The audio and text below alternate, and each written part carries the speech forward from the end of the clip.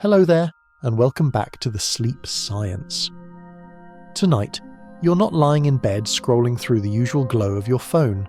You're standing on the edge of a time machine dream, gazing out across the stitched-together puzzle of the world as it once was. The year isn't 2025, or even 25. We're talking over 250 million years ago, when the planet decided to take all the continents we know and shove them together like mismatched furniture in a tiny apartment. The result is Pangea, the supercontinent. Everything, every stretch of forest, every desert, every swamp folded into one sprawling, almost alien landmass. You probably wouldn't survive this place. The air feels heavier, the climate less forgiving. And let's be honest, your sandals weren't designed for mega monsoons or dragonfly attacks. So, before you get comfortable, take a moment to like the video and subscribe, but only if you genuinely enjoy what I do here. And since I'm nosy in a friendly way, drop a comment with your location and the local time. You might just find someone else listening across the planet right now in sync with you. Now, dim the lights, maybe turn on a fan for that soft background hum, and let's ease into tonight's journey together. The first thing you notice is the horizon. It doesn't end. You're standing on land that stretches in every direction, an uninterrupted sprawl that would take lifetimes to cross. Imagine the continents you know: North America, South America, Africa, Eurasia, Australia, stitched into one massive canvas. There's no Atlantic Ocean splitting the world in half, no Pacific dominating the maps. Instead, there's Panthalassa, a single super ocean circling this entire continent like a moat around a castle too big for its own good. The waves out there roll with lazy arrogance, as if they know they rule everything wet and salty. And in the middle, just you, standing on Pangea's endless stone spine. The ground beneath your feet feels raw, scarred by tectonic activity, as if Earth has only just finished shoving its plates together. That's not far from the truth. Pangea assembled during the late Paleozoic era, around 335 million years ago, and stayed glued together until about 175 million years ago. To put it in perspective, Pangea lasted longer than human civilization has existed by a factor of, well, infinity.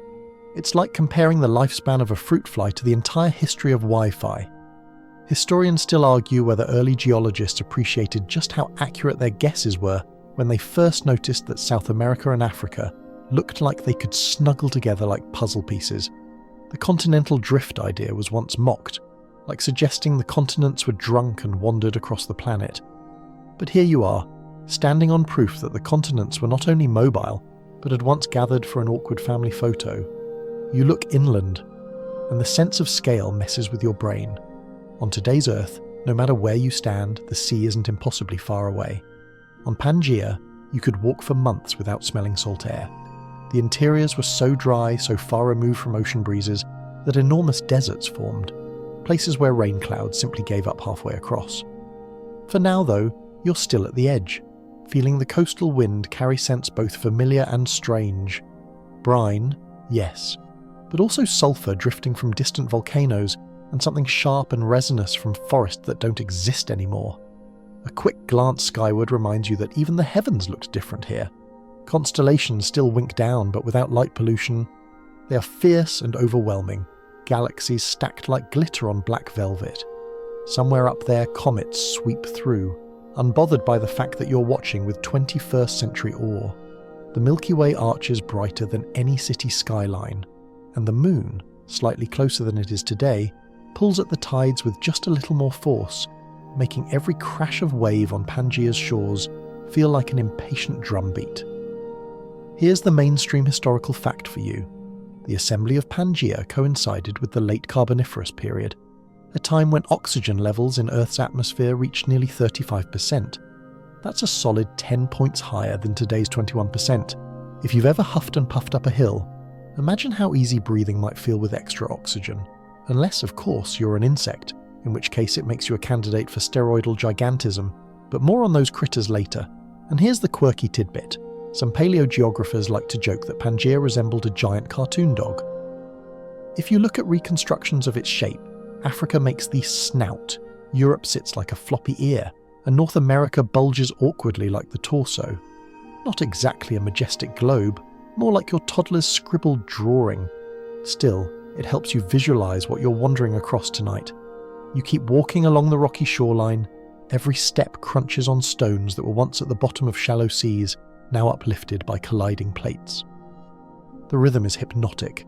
Somewhere in the distance you think you hear thunder, but it might just be a volcano releasing a casual sigh. Steam curls into the atmosphere like lazy brushstrokes. You remember reading about Siberian traps, those massive volcanic provinces that erupted later linked to mass extinction, and wonder if you're smelling a prelude to that fiery chaos. What's fascinating is that no human ever set foot here. When you try to imagine Pangea with villages and farmland, your brain glitches.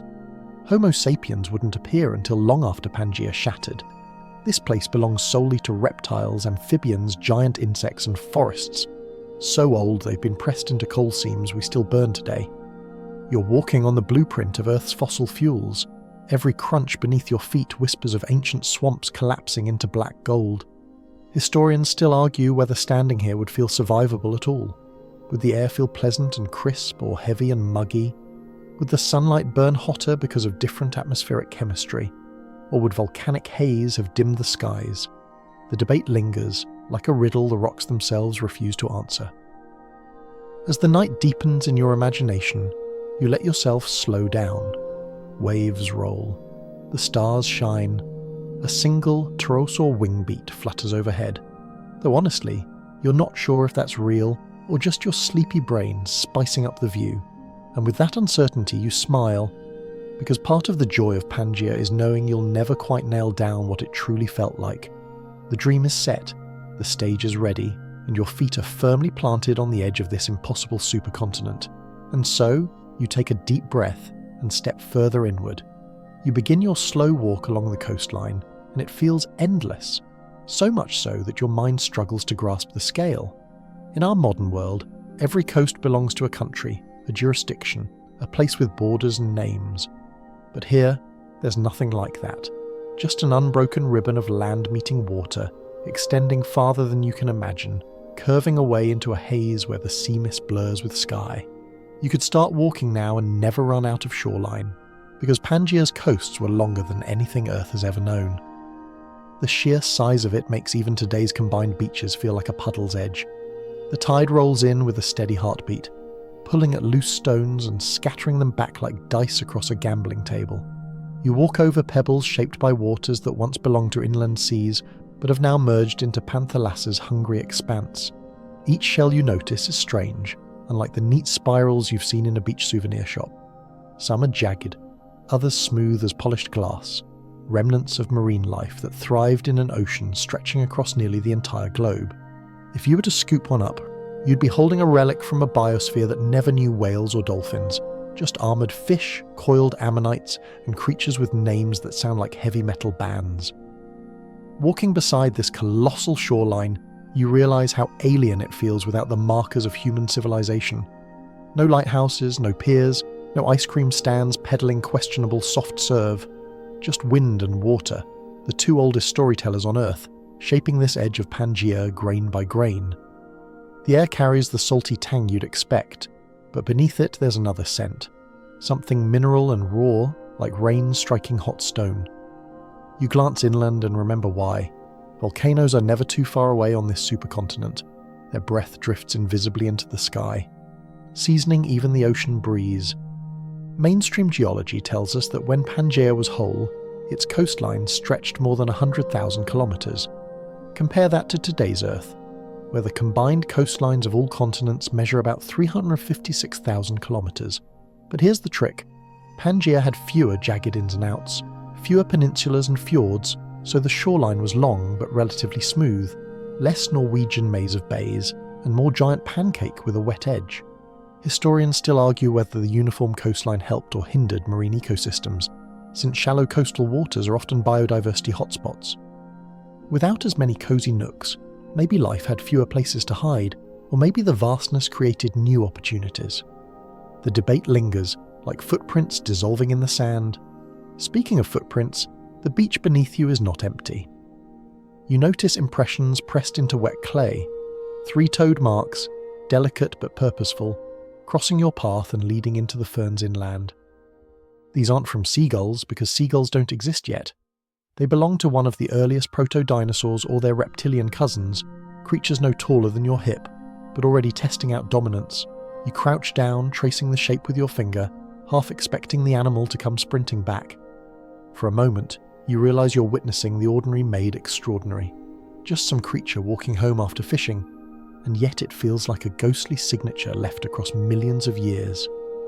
Further down the beach, waves break against rocky outcrops that jut like knuckles from Pangea's fist.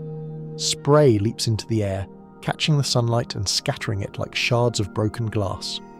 You think of modern surfers chasing swells in Hawaii or Portugal and laugh softly. Here, the waves are untamed, ridges rolling in across thousands of kilometres of uninterrupted ocean. Imagine paddling out into that. Your wetsuit would give up in despair halfway across. But it's not all majestic. There are strange little quirks too. Paleontologists suggest that some coastlines of Pangea might have been plagued with periodic red tides caused by algae blooms, similar to what we see today. Imagine walking the shore and watching the water stain itself crimson, not with blood, but with microscopic armies of plankton. Quirky, eerie, and probably not great for a romantic sunset picnic, though again no humans are here to complain. As the day stretches, the light shifts, and you notice how quickly the sky changes moods. Clouds gather in sheets, towering thunderheads rolling in from the ocean. Rain lashes the water far out, darkening the horizon, but here on land only a mist drifts your way. The scale of weather on Pangea is overwhelming. With such vast land masses and so few mountains near the edges, storms build unbroken momentum, thundering across hundreds of miles. You might think today's hurricanes are intimidating, but on Pangea, you could have entire coastlines battered by tempests that seemed endless. You pause, listening to the soundscape. Waves rumble, wind hisses through primitive conifers behind you, and somewhere a reptilian call rings out. Sharp, guttural, not quite bird, not quite crocodile. You don't recognise it, but it belongs here.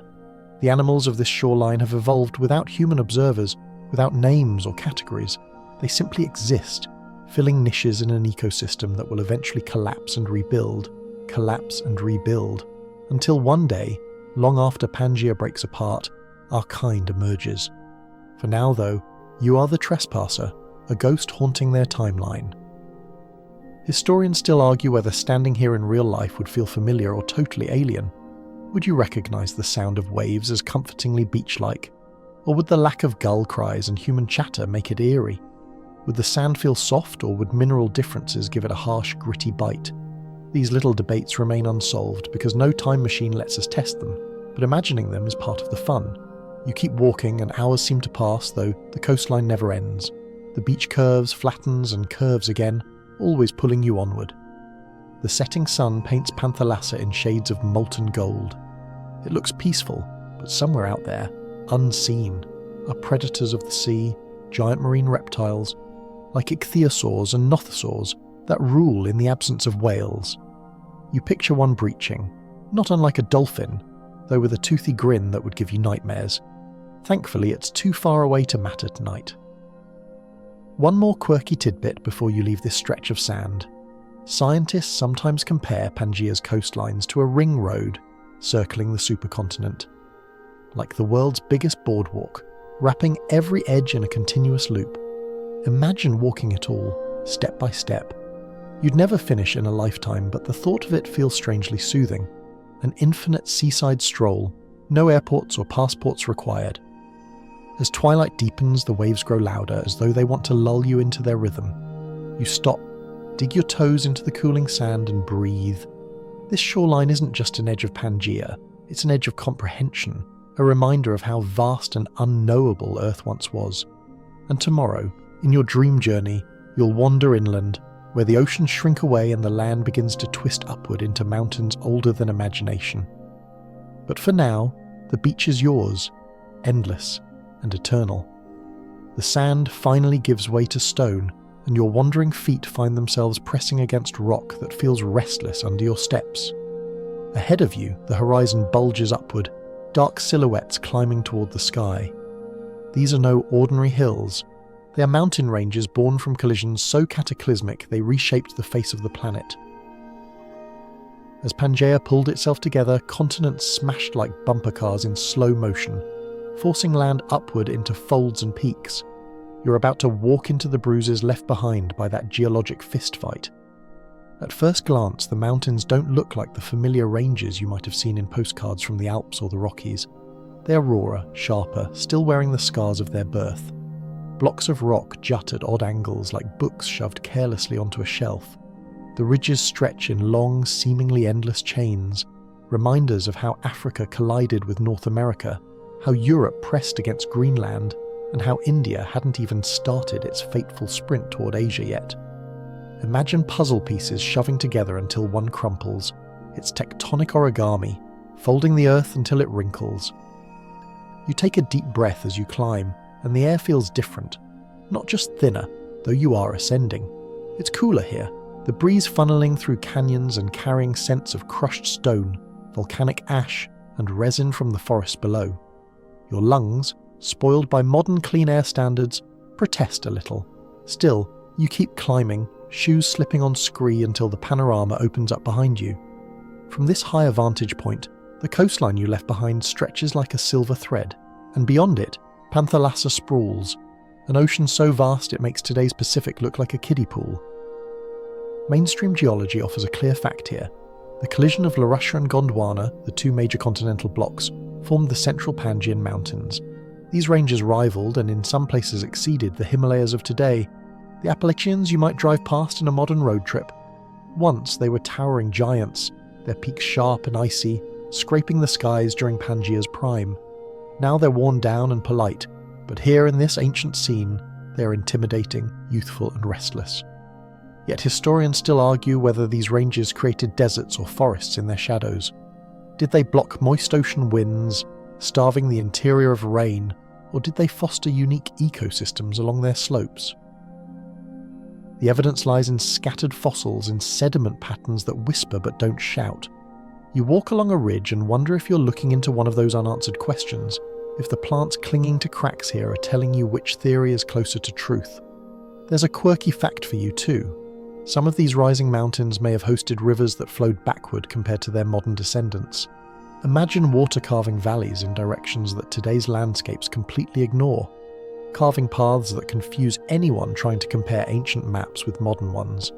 It's as though the Earth reprogrammed its GPS during Pangea's construction, sending streams on detours that make no sense to our present-day eyes. As you push higher, the climb becomes harder. The rock is jagged and occasionally you catch sight of something alive darting between cracks. A reptile, small and quick, vanishes before you can see its shape clearly. This land, after all, isn't empty. It hosts pioneers, amphibians clinging to moist patches, reptiles basking on sun-warmed stone, insects buzzing in the thin mountain air. Nothing dominates yet. No great tyrants of the food chain. It feels like the world is still auditioning creatures for starring roles. You pause on a plateau where wind sweeps strong enough to make you lean into it. Here, the view stretches inland, and you realise how massive Pangea truly is. Beyond these mountains lie plains so wide you can't see their end.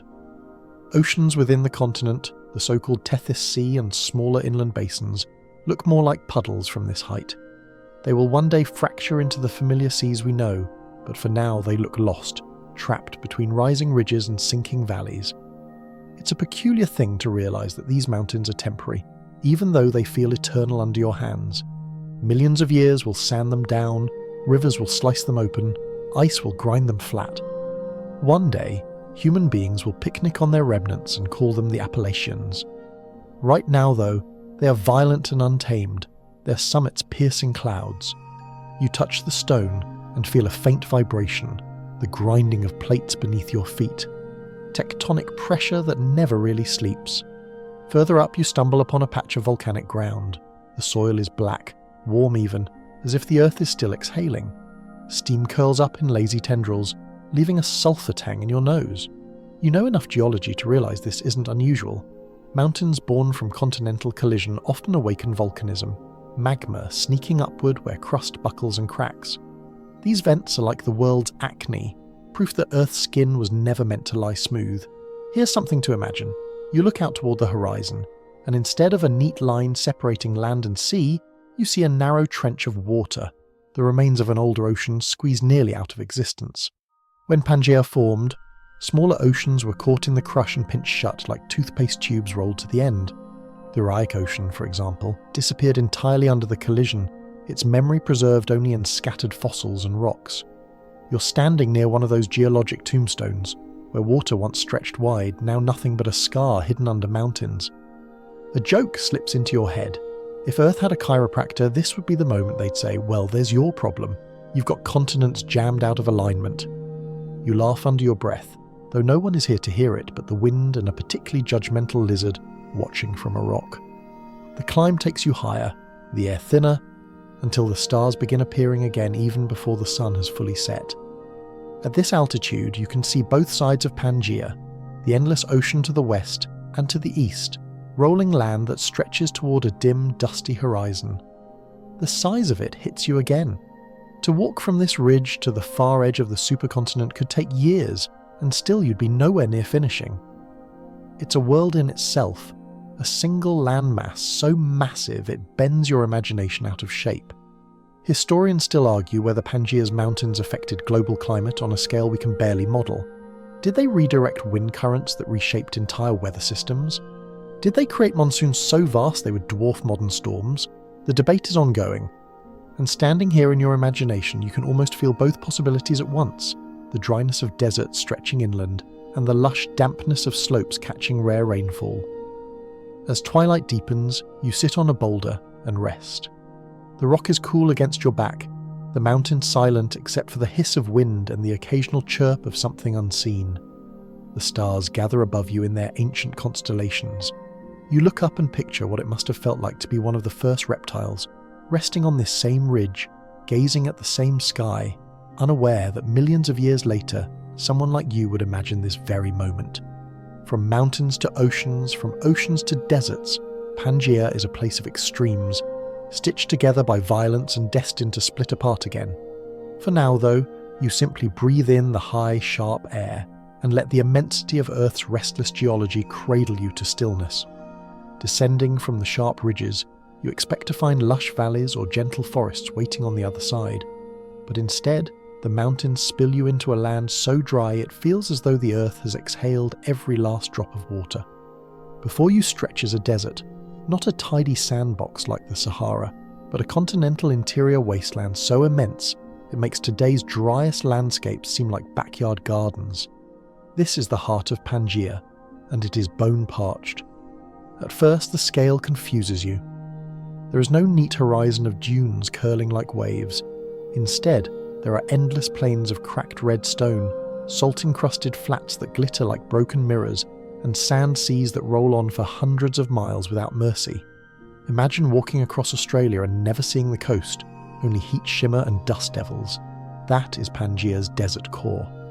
And unlike modern deserts, which often have rivers cutting through them, or oases tucked between dunes, these expanses sometimes lacked any such mercy.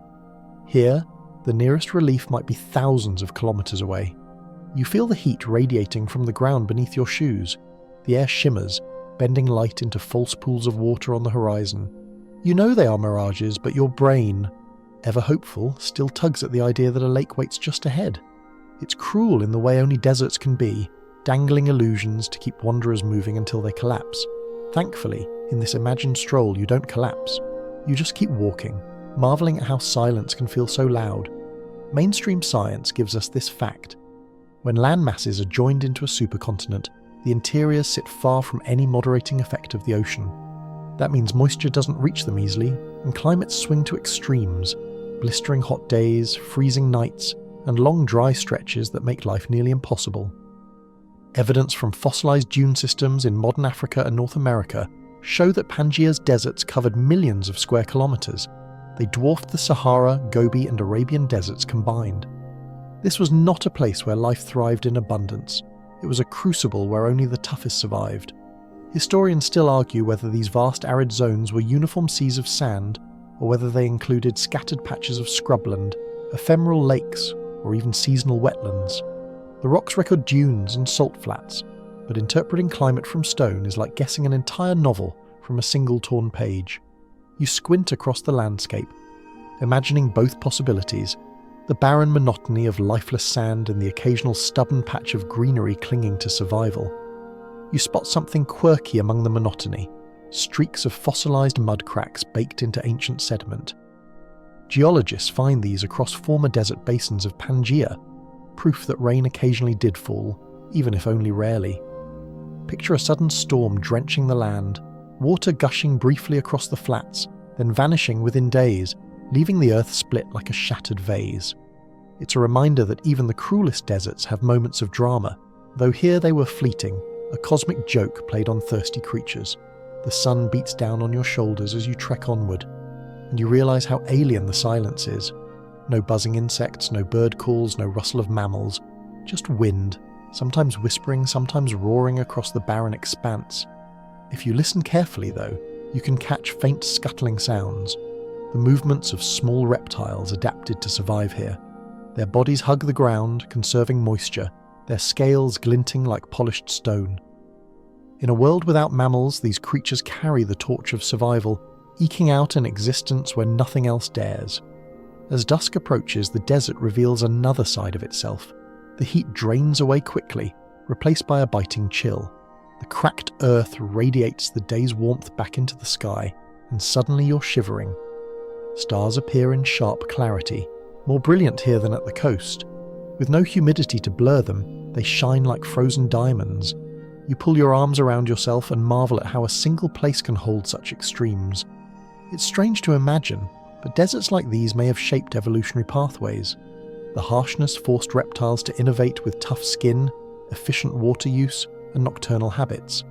Some of the earliest archosaurs, the ancestors of dinosaurs, may have prowled here, small and wiry, testing strategies that would later conquer the globe. Their tracks sometimes appear fossilized in dried riverbeds, hinting at restless nights of hunting. You picture one now, its shadow darting under starlight, always moving, always searching for the next chance to survive. Here's another quirky tidbit.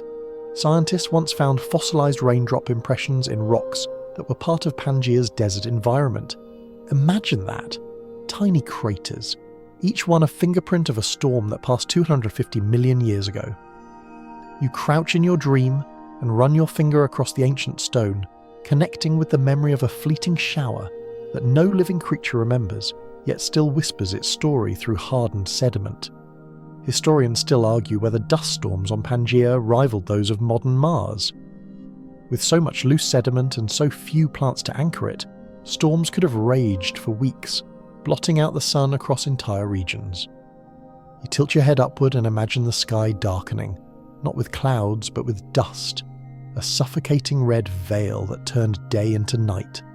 Whether that happened frequently or only rarely, no one can say for certain.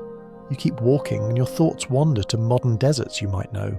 The Sahara, the Mojave, the Gobi, each with their own identity, their own beauty. Yet compared to Pangea's interiors, they feel like small trials. Here you could walk for a lifetime and never find a sea breeze. This was the true meaning of continental climate. Unforgiving, colossal, indifferent. Your feet crunch over salt pans, and you notice how crystalline surfaces catch the moonlight. They sparkle like a frozen lake, beautiful but deadly. Salt suggests that shallow inland seas once evaporated here, leaving behind their mineral bones.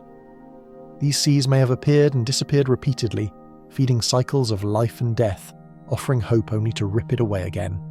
For the creatures that lived here, it was an unstable promise, never enough to build a lasting refuge. Despite the harshness, you feel oddly calm. There's something hypnotic about deserts, whether ancient or modern. Their emptiness becomes a mirror, reflecting your own thoughts back at you. You find yourself slowing, not because of exhaustion, but because silence invites you to linger. The dunes whisper secrets in the wind, secrets no human ear has ever heard until your imagination carries you here. Before long, dawn creeps over the horizon again. The desert floor glows orange and pink, a canvas painted by the rising sun. You take a final deep breath, savouring the cold morning air, and prepare to move on.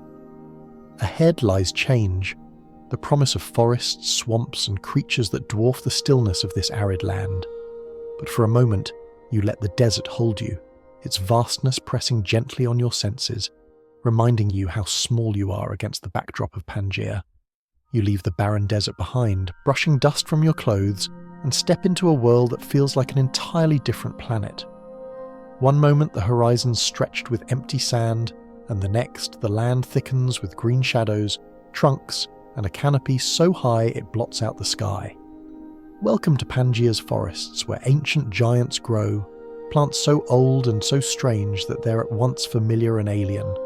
The air here is thick with moisture, heavy in your lungs, as if the forest has been storing up all the water the desert lacked and decided to exhale it in one humid sigh. The trees rise around you, and your head tilts back instinctively. These are not modern oaks or maples. These are lycophytes, towering up to 30 meters tall, their bark patterned in diamond-shaped scales. You could hug one and barely wrap your arms around its width, and still, it wouldn't notice. Nearby, conifers stretch skyward too, pioneers of a lineage that still shades our parks today. Together they create a vertical city of green, a place where light filters down in golden shafts scattering over ferns as large as small cars. The forest feels like a cathedral, except the choir here hums with insects the size of dinner plates. The smell is intoxicating. Resin oozes from broken branches, sharp and sweet. The forest floor is damp, rich with decay, and every step squishes slightly, as though you're walking across a sponge that's been soaking for centuries. A chorus of chirps, buzzes, and croaks fills the background. You realize quickly, this is no quiet sanctuary. This is a place alive with constant movement, where every plant fights for light and every animal fights for space. Here's a mainstream fact. During the late Paleozoic and early Mesozoic, forests like these spread widely across Pangea. They created vast coal-forming swamps, locking away carbon that would one day fuel the industrial revolutions of far-off humans. The very air you're breathing now feels richer, juiced by photosynthesis. Oxygen levels in this era could reach up to 35%, compared to today's 21%. It's no wonder insects and amphibians grew to sizes that would make you question whether you've stumbled into a B-grade monster movie. Historians still argue whether these forests were uniformly lush or punctuated by dry patches, depending on shifts in climate and volcanic activity. Some evidence suggests certain regions suffered frequent droughts, creating a patchwork of ecosystems rather than an endless green blanket. As you wander beneath the canopy, you can imagine both possibilities: areas dense and dripping with life, and others where the trees look thirsty, their leaves brittle, waiting for rain that doesn't always come. A quirky tidbit floats into your mind as you pass a cluster of towering horsetails. These plants, now reduced to backyard weeds, once grew as tall as houses. Imagine stepping into your garden and finding a 10-meter horsetail, where you now curse the little stalks pushing through cracks in the driveway. The thought makes you laugh, though the giant versions here sway with an unsettling grace, their stalks creaking in the damp breeze like bamboo in a storm. You pause at a clearing, and suddenly movement flashes above you. A dragonfly drifts down, its wings glittering like stained glass, its body as long as your arm, Meganeura. With a wingspan of over 70 centimeters, it looks more like a drone than an insect. It hovers, tilts, then darts away with a speed that makes you instinctively duck.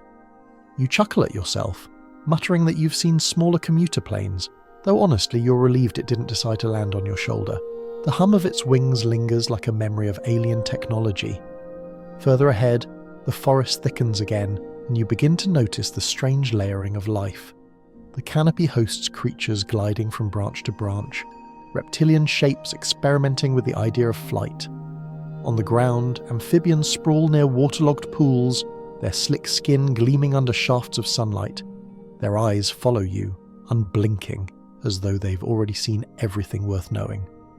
The underbrush quivers occasionally, hinting at small, scurrying reptiles testing the shadows. Everyone here has a place, even if they're still figuring out exactly what that place means in the grand play of evolution. The atmosphere is heavy but not suffocating. In fact, you find yourself breathing deeply, lungs grateful for the oxygen-rich air. You think idly that if humans lived here, Olympic records would be shattered, sprinters would never get tired, and high jumpers might reach tree branches. Then again, humans would also have to deal with giant bugs flying into their porches, and suddenly modern oxygen levels feel like a fair compromise. The sounds of the forest grow stranger the longer you listen. Deep bellows echo in the distance, maybe the call of an early archosaur staking its claim. High-pitched trills overlap, perhaps from insects or amphibians hidden in the ferns. At one point, a chorus of croaks erupts so loudly you flinch, only to realise it's dozens of giant frog-like creatures bellowing in unison. It's not exactly the lullaby you'd want outside your bedroom window, but it's oddly hypnotic here, reverberating against the trunks like the deep pipes of an ancient organ. Historians still argue whether the earliest dinosaurs were already lurking in forests like these during the late Triassic. Fossils suggest small, bipedal forms darted through underbrush, but whether they were common or rare is up for debate. As you continue, you picture them, light-footed, cautious, keeping low among ferns, like actors rehearsing before stepping onto a much bigger stage.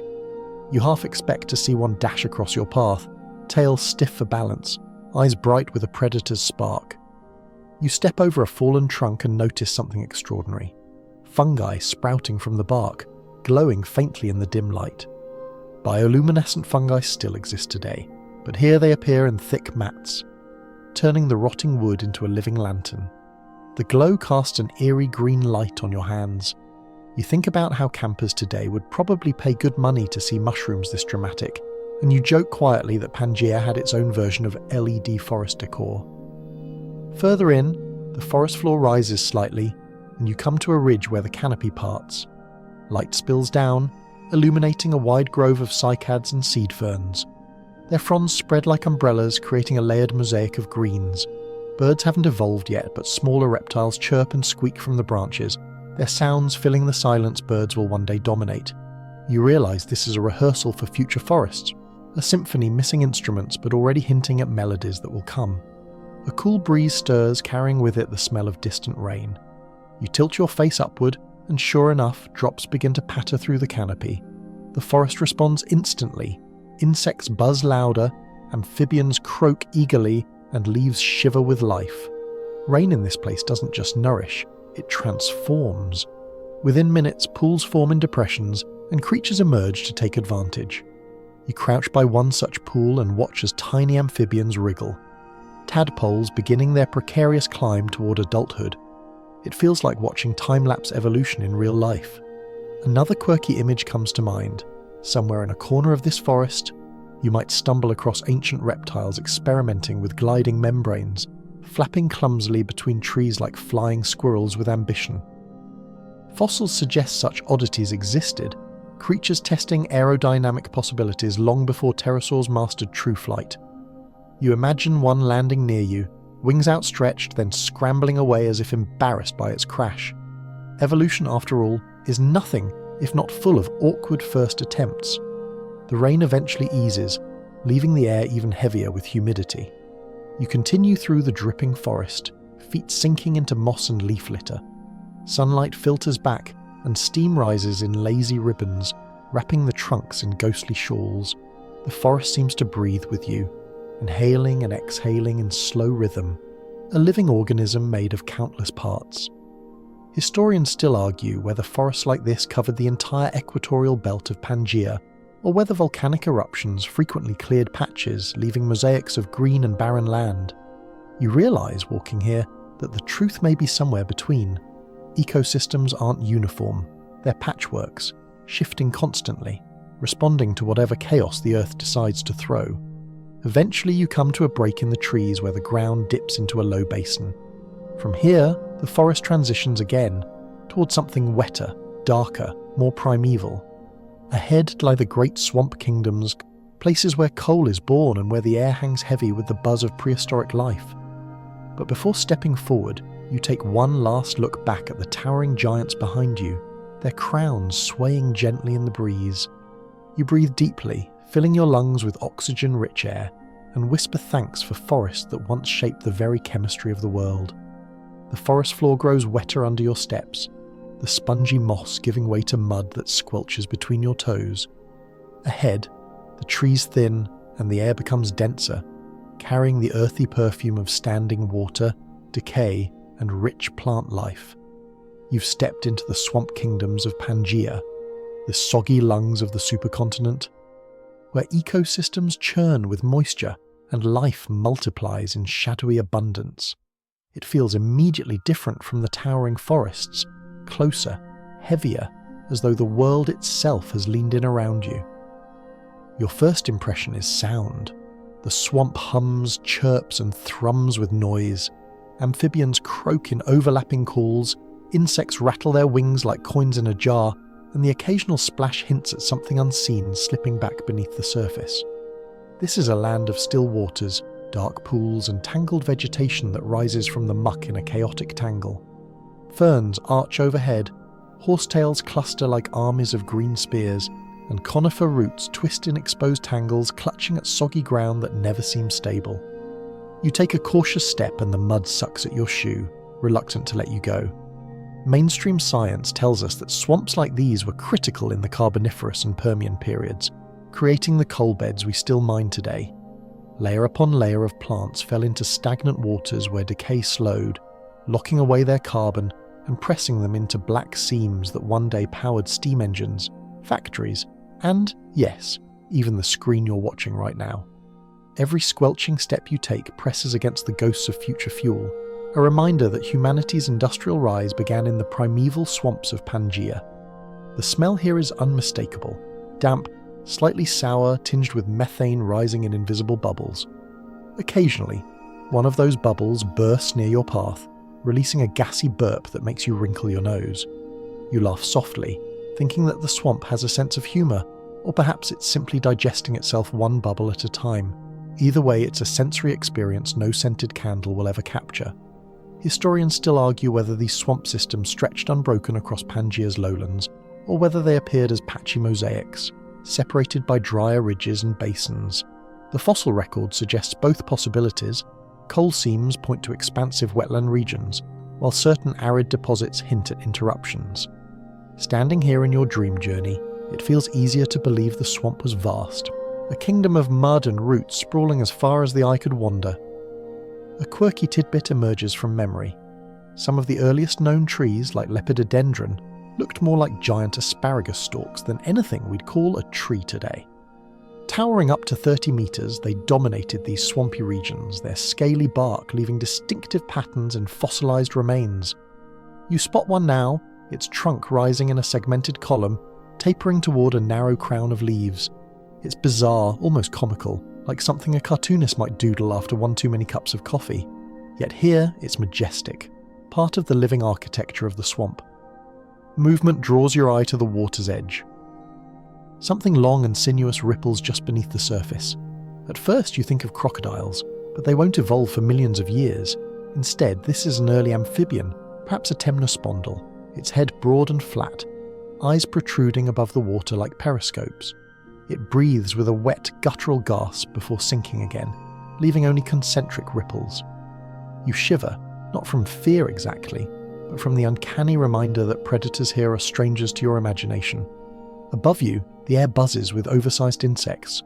Dragonflies, yes, but also mayflies and beetles of enormous proportions, lifted effortlessly by the oxygen-rich atmosphere. One lands on a tree trunk nearby, its iridescent wings clattering as it folds them shut. Its body gleams metallic green, longer than your hand, and you realise with a grin that bug spray would be hopeless here. Nature didn't bother keeping things bite-sized in this era. As you wade deeper, the swamp grows darker. The canopy closes overhead, blocking most of the sun, and the air grows cooler in shadow. Strange fungi sprout from decaying logs, some glowing faintly, others forming thick mats of spongy growth. You crouch to examine one, and the damp smell clings stubbornly to your fingers afterward.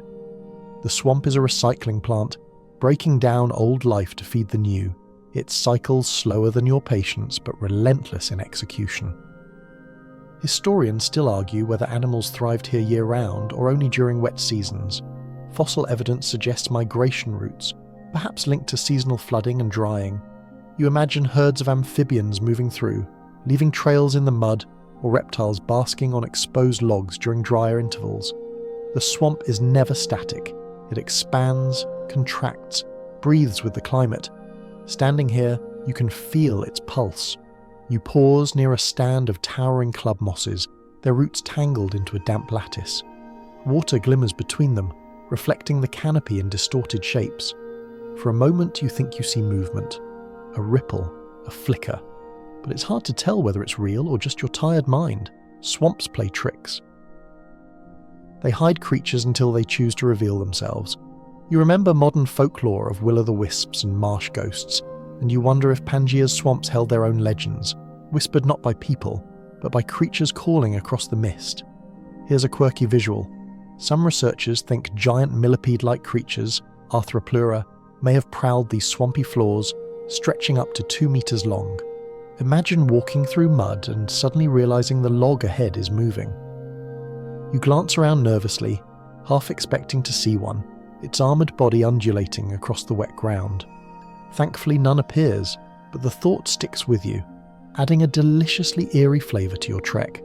The swamp thickens the farther you go, and your pace slows. Every step sinks deeper into mud, every pull upward requires effort. You grab roots for balance, only to find them slick and treacherous. You mutter a joke under your breath. Pangea's gyms were just swamps, leg day every day. Somewhere a chorus of croaks erupts, as if the amphibians are laughing along. Finally you find firmer ground on a low ridge that runs through the wetlands. From here, the view opens slightly, revealing the mosaic of pools, bogs and tangled vegetation stretching outward. Mist rises in ghostly sheets, curling among the trunks. The swamp feels eternal, endless, and alive in ways both comforting and unsettling. Mainstream fact returns. The massive coal deposits humans use today, especially in North America and Europe, formed from the plant matter of swamps like this. Every lump of coal burned in a furnace is, in a way, a piece of Pangea's swamp kingdom, transformed by time and pressure. You run your hand along a tree trunk and realize you're touching future electricity, future locomotives, future skylines. The weight of history presses close in the damp air. As night settles, the swamp takes on a different character. Fireflies, or their ancient equivalents, blink in the shadows, dots of light weaving in slow arcs. Frogs croak louder, and unseen ripples spread across the pools. The smell of decay sharpens, mingled with the sweetness of blooming ferns releasing spores into the air. You inhale and cough softly, imagining your lungs filling with microscopic clouds. Evolution here isn't polite, it's everywhere, insisting itself in every breath. Historians still argue whether swamps like these were stable across millions of years or whether volcanic events repeatedly erased and rebuilt them. Standing here in your imagination, both seem true. The swamp feels ancient, older than memory yet fragile, as if one eruption could drown it in ash tomorrow. Perhaps that duality is what makes it so mesmerizing. You settle on a log, careful to check that it isn't alive, and let the swamp's noises wrap around you. The steady rhythm of chirps, croaks, and buzzing becomes a lullaby. The mist curls like a blanket, softening the edges of your vision. You lean back, close your eyes for a moment, and let the swamp cradle you in its damp, primeval arms. You don't have to walk far from the swamp's misty edge before you start noticing it.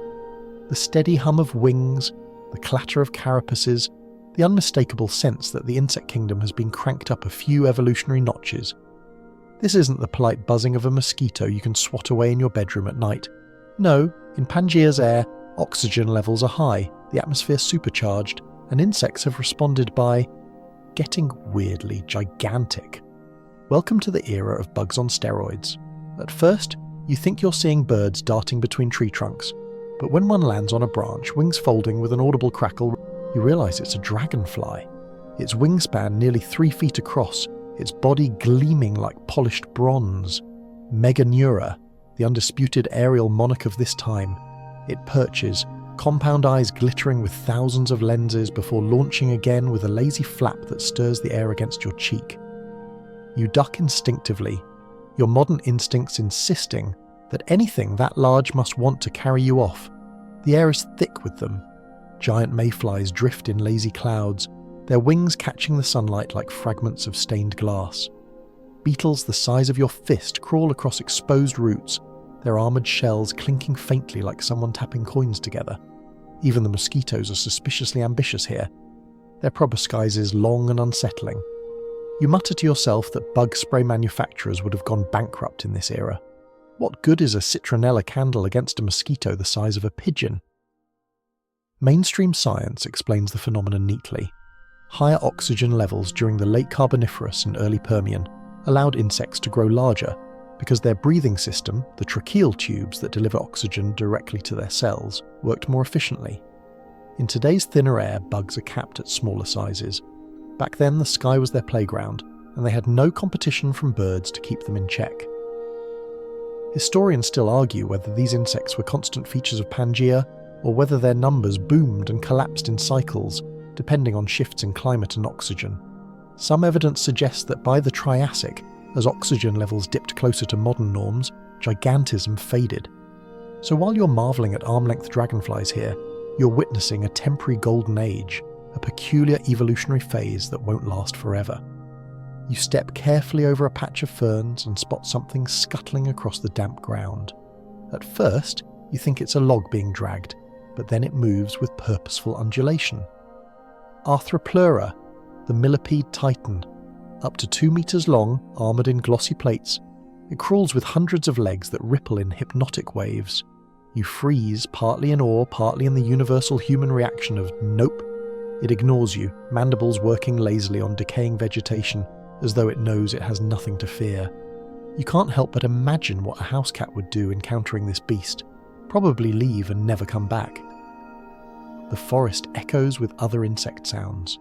The rasp of enormous crickets stridulating, their calls reverberating like fiddles amplified through a cave. The drone of cicada-like creatures buzzes in waves, rising and falling until the entire swamp forest hybrid hums like a power line. At one point, a beetle the size of your forearm clatters past, wings half open, making a sound like a rusty lawnmower. You mutter under your breath, "Evolution, why?" But secretly you're fascinated. Quirky fact for you, fossil evidence suggests that some giant insects might have glowed in the dark. Bioluminescence wasn't just a modern trick. There are signs it appeared deep in Earth's past. Imagine walking through the twilight of Pangea and seeing not just fireflies, but beetles the size of your hand glowing green or blue as they crawl across tree trunks.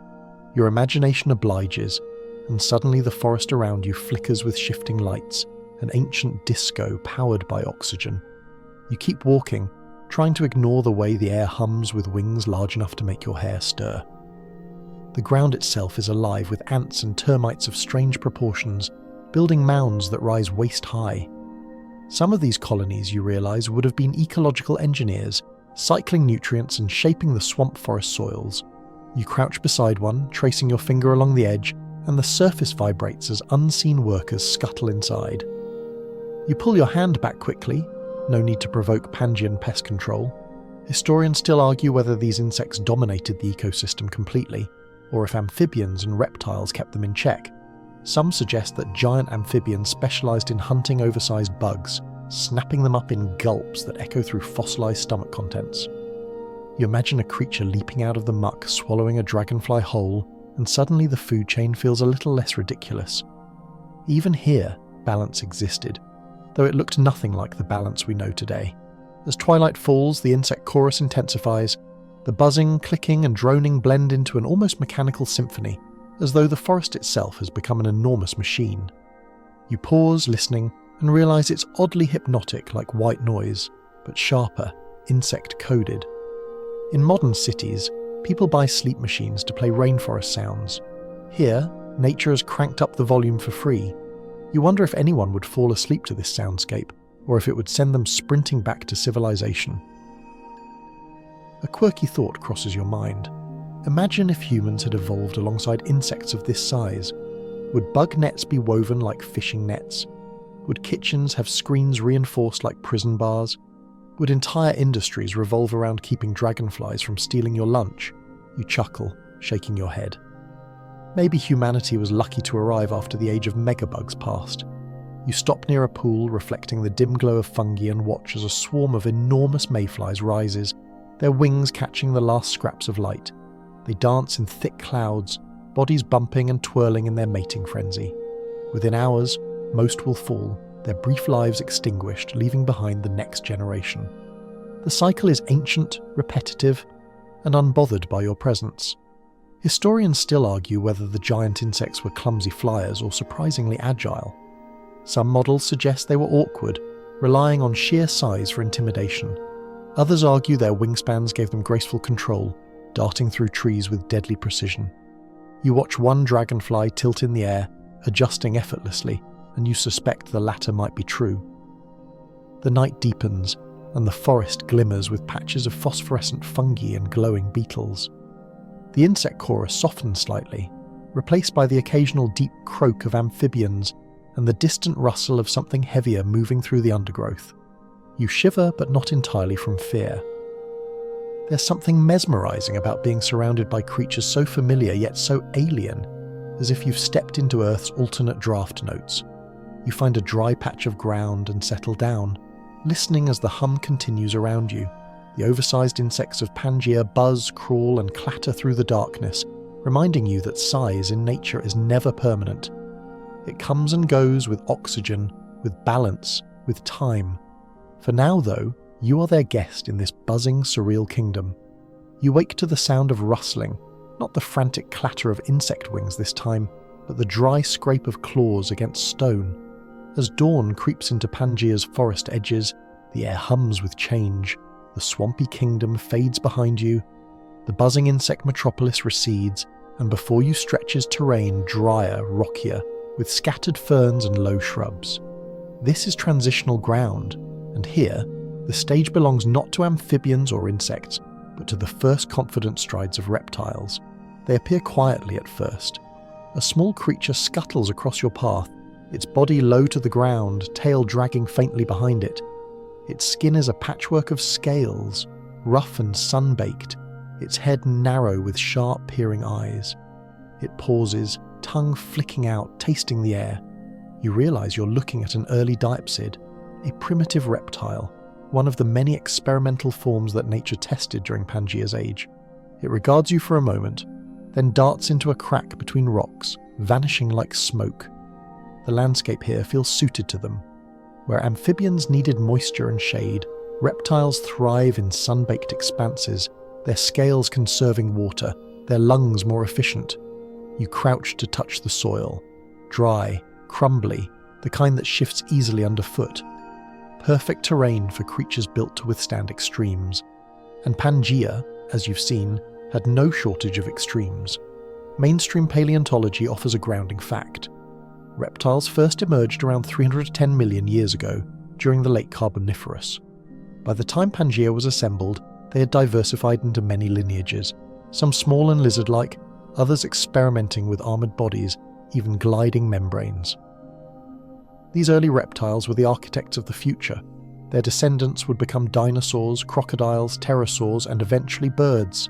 But right now, they are humble pioneers, survivors carving out niches on a still chaotic continent. Historians still argue whether these early reptiles were solitary wanderers or whether some gathered in loose groups. Fossil evidence of trackways hints at both possibilities, parallel prints suggesting herds or family groups, but isolated tracks pointing to lone hunters.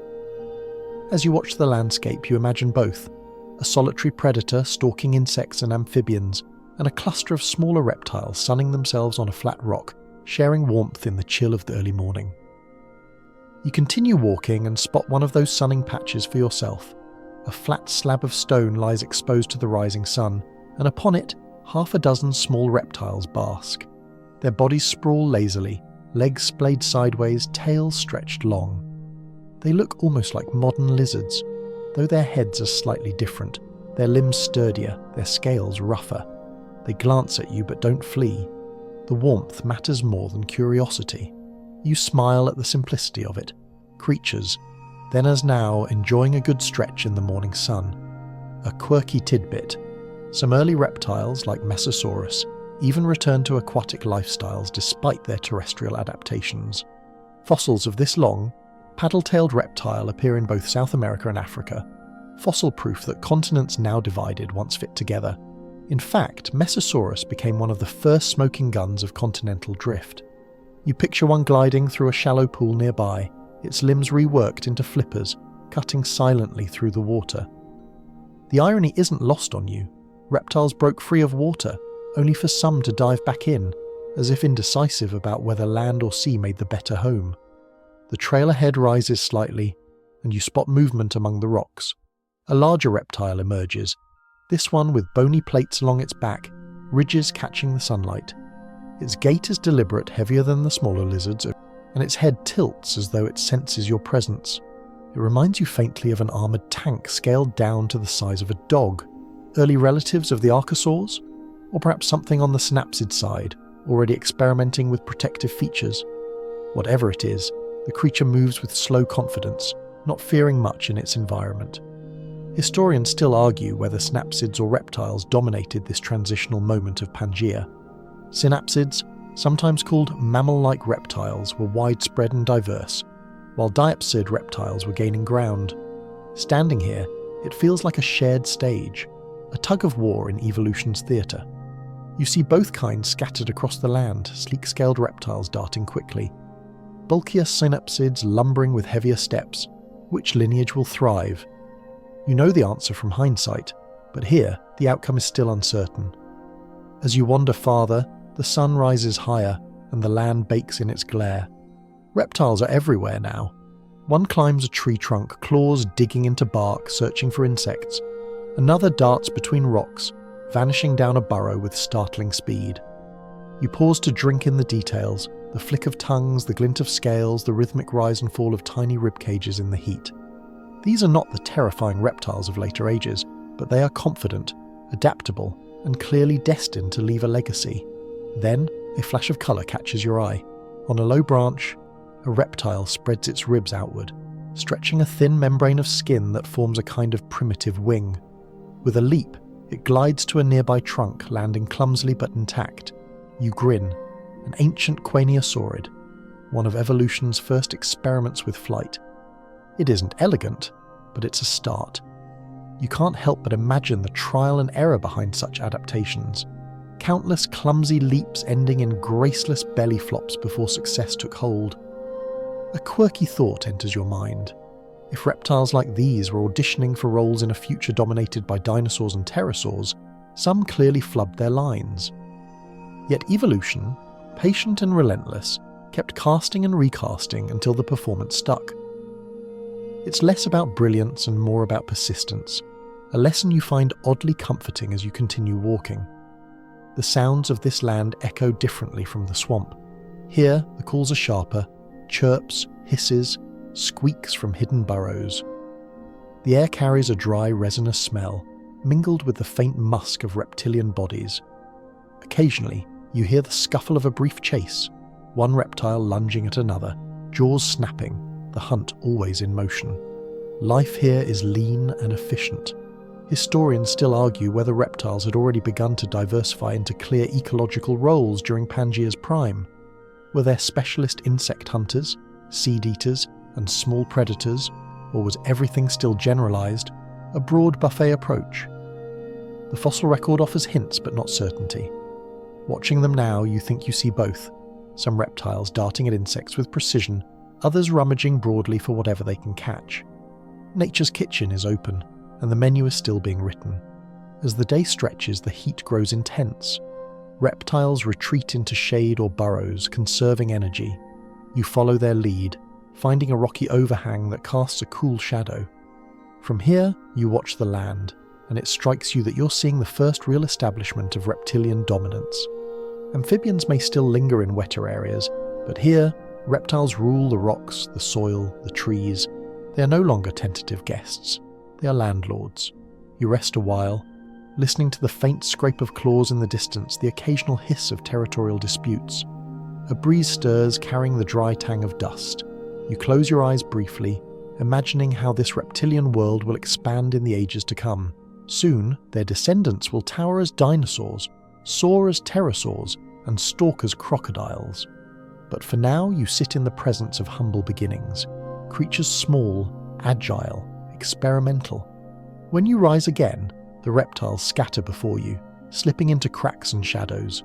The land is alive, but it belongs to them, not you. You continue onward, steps carrying you closer to a new chapter of Pangea's story, one where reptiles evolve further, where the first dinosaurs stumble awkwardly onto the scene, unaware of the empire they will one day build. The land ahead opens into a broad plain, its soil cracked but softened by patches of fern and cycads. The air is quieter here, the insect buzz muted, the reptiles less obvious. You sense a shift, as if the stage has been cleared for something new. And then, from the corner of your eye, you catch the movement. Quick, bird-like, but not quite a bird. Small figures dart through the undergrowth, tails stiff, forelimbs tucked close, legs built for speed. These are the first awkward steps of the dinosaurs. They're not the titans you imagine from museum halls or blockbuster films. No towering sauropods blotting out the horizon. No tyrannosaurs shaking the ground with each step. These are modest creatures, some no taller than your knee, others perhaps waist-high. They move in jerky bursts like sprinters who haven't yet mastered pacing, darting after insects or squabbling over territory. If you didn't know better, you might mistake them for oversized chickens with too much attitude. One pauses near you, head cocked, eyes sharp and alert. Its body is lean, covered in fine scales with a hint of proto-feathers fringing its tail. It blinks, tilts its head, then darts away with startling speed, legs carrying it effortlessly across the plain. You laugh softly, realizing how absurd it feels to see the ancestors of Jurassic giants acting more like caffeinated pigeons. Mainstream paleontology anchors this moment with a fact. Dinosaurs first appeared during the late Triassic, around 230 million years ago, well within Pangea's reign. They began small, competing with other reptiles and synapsids, hardly the undisputed rulers they would later become. Their early diversity included both herbivores and carnivores, though nothing yet matched the colossal forms of later epochs. These first dinosaurs were experimenters, still finding their footing, literally and figuratively. Historians still argue whether these early dinosaurs immediately showed advantages over their reptilian cousins, or whether their rise was more a matter of luck and timing. Did they possess superior physiology, faster metabolism, or better endurance? Or were they simply in the right place when mass extinctions cleared the competition? The fossil record suggests both, but here, watching them scurry through the ferns, they seem less like destinies chosen and more like scrappy survivors. You kneel in the grass, tracing a set of footprints impressed into damp soil, three-toed, slender, with sharp claws, classic dinosaur tracks, though tiny compared to the monstrous imprints that would later fossilize in stone. You place your hand beside one and marvel at the size difference. It's like comparing a toddler's sneaker to a basketball player's shoe. These creatures are still children in Earth's evolutionary timeline, fumbling through their first rehearsal before the grand performance. A quirky tidbit brightens your thoughts. Some of the earliest known dinosaurs, like Eoraptor and Herrerasaurus, were small and lightweight, more like foxes or coyotes in ecological role. Imagine stumbling across one sniffing curiously at your backpack or darting off with your sandwich. Not exactly nightmare fuel, unless you have an irrational fear of being chased by a hyperactive, scaly dachshund. The plain stretches wide, dotted with low shrubs and cycads. The dinosaurs move through it in bursts, some solo, some in loose groups, their tails balancing each quick stride. You notice one pair squabbling over a scrap of prey, snapping and lunging with sharp-toothed jaws. Their movements are clumsy, almost comedic, like wrestlers unsure of their holds. Eventually one loses patience and scampers off, leaving the victor to gulp down the remains. It's messy, but effective. Overhead, the sky changes as volcanic haze drifts in from a distant eruption. The light dims, turning golden afternoon into eerie twilight. The dinosaurs pause, heads raised, bodies alert. They are not apex predators yet, and they know danger lurks everywhere, from larger reptiles to sudden storms. You sense their vulnerability, their newness. The world hasn't decided yet whether they belong. Historians still argue whether early dinosaurs were warm-blooded, cold-blooded, or something in between. Evidence of rapid growth rates suggests elevated metabolisms, closer to birds than lizards, but definitive answers remain elusive. As you watch one dart with lightning speed across the clearing, its chest rising quickly with breath, you wonder if warmth powers its movements. The energy seems boundless, as though it runs on some internal fire. The sounds of this place are subtle. No thunderous roars yet, just chirps, squeaks, and the occasional rasping hiss. These dinosaurs communicate like small animals, not Hollywood monsters. One emits a trill that sounds almost like a bird call, answered by another hidden in the ferns. The exchange feels intimate, cautious, and strangely delicate. You step carefully, trying not to disturb them, but the ground betrays you. A twig snaps, and instantly 3 of the creatures scatter, sprinting with astonishing speed. They vanish into undergrowth, tails stiff, movements efficient but not yet graceful. You sigh, amused at how skittish the supposed future rulers appear in this moment. They don't know what they're destined to become, and that ignorance is oddly charming. Another quirky thought: paleontologists sometimes joke that early dinosaurs were the understudies who got the role by default. Synapsids dominated much of Pangea, but mass extinctions pruned them back, leaving ecological gaps. Dinosaurs, small and opportunistic, slipped into those gaps and never looked back. You imagine casting directors shrugging backstage, handing them the script and saying, "Well, you're up, don't mess it up." As dusk settles, the plain grows cooler. A group of small dinosaurs emerges cautiously, nibbling at low plants. They move nervously, glancing around with jerky head motions. Larger predators could strike at any moment, though for now the shadows remain still. You crouch low, watching their behavior, and realize you're witnessing the foundation of behaviors that will echo for millions of years. Grazing, group vigilance, quick retreats. Simple strategies, but ones that work. Historians still argue whether these early herbivorous dinosaurs already displayed herding tendencies. Fossil trackways sometimes show parallel paths hinting at group travel, while others suggest solitary wanderers. Here, watching them, you see a mixture. Individuals grazing near each other but not tightly bound, like commuters standing at the same bus stop but not really talking. True herds will come later, with the giants. For now, community is tentative. The stars prick the darkening sky, and you find yourself oddly protective of these creatures. They are fragile, clumsy, not yet the juggernauts they'll become, and yet you know they will survive, even thrive, until an asteroid rewrites their fate millions of years later. Right now, though, they are simply survivors, making awkward, imperfect steps across Pangea's plains. You sit on a fallen log, letting the night sounds envelop you. The small dinosaurs chirp and scuttle in the underbrush, insects buzz in softer tones, and distant amphibians croak from hidden pools. It feels less like a prehistoric battlefield and more like a fragile, evolving neighbourhood, still deciding which tenants will stay and which will vanish. You breathe deeply, savouring the stillness between their movements, the delicate balance of beginnings. When you rise again, the dinosaurs have vanished into the night, their footsteps already fading. You step onward, knowing the next chapter belongs to other creatures, the small, strange, furry ancestors of mammals, hiding in shadows, biding their time. The plain behind you grows quieter as the last of the small dinosaurs disappear into ferns, and for a moment the night feels empty. But emptiness here is never true. The silence holds secrets, tiny, whiskered secrets moving softly under the cover of darkness. These are the mammal ancestors, furtive little survivors who never get top billing in Pangea's spotlight, but who keep the flame alive in the Wings of Evolution stage. At first, you think you hear nothing more than the rustling of leaves. Then your ears tune in, the faint scrabble of claws against bark, the quick patter of paws over dry soil, the sharp chirp of a creature warning another in the dark. You crouch low, and there it is, a small, shrew-like animal with a narrow snout and beady eyes reflecting the moonlight.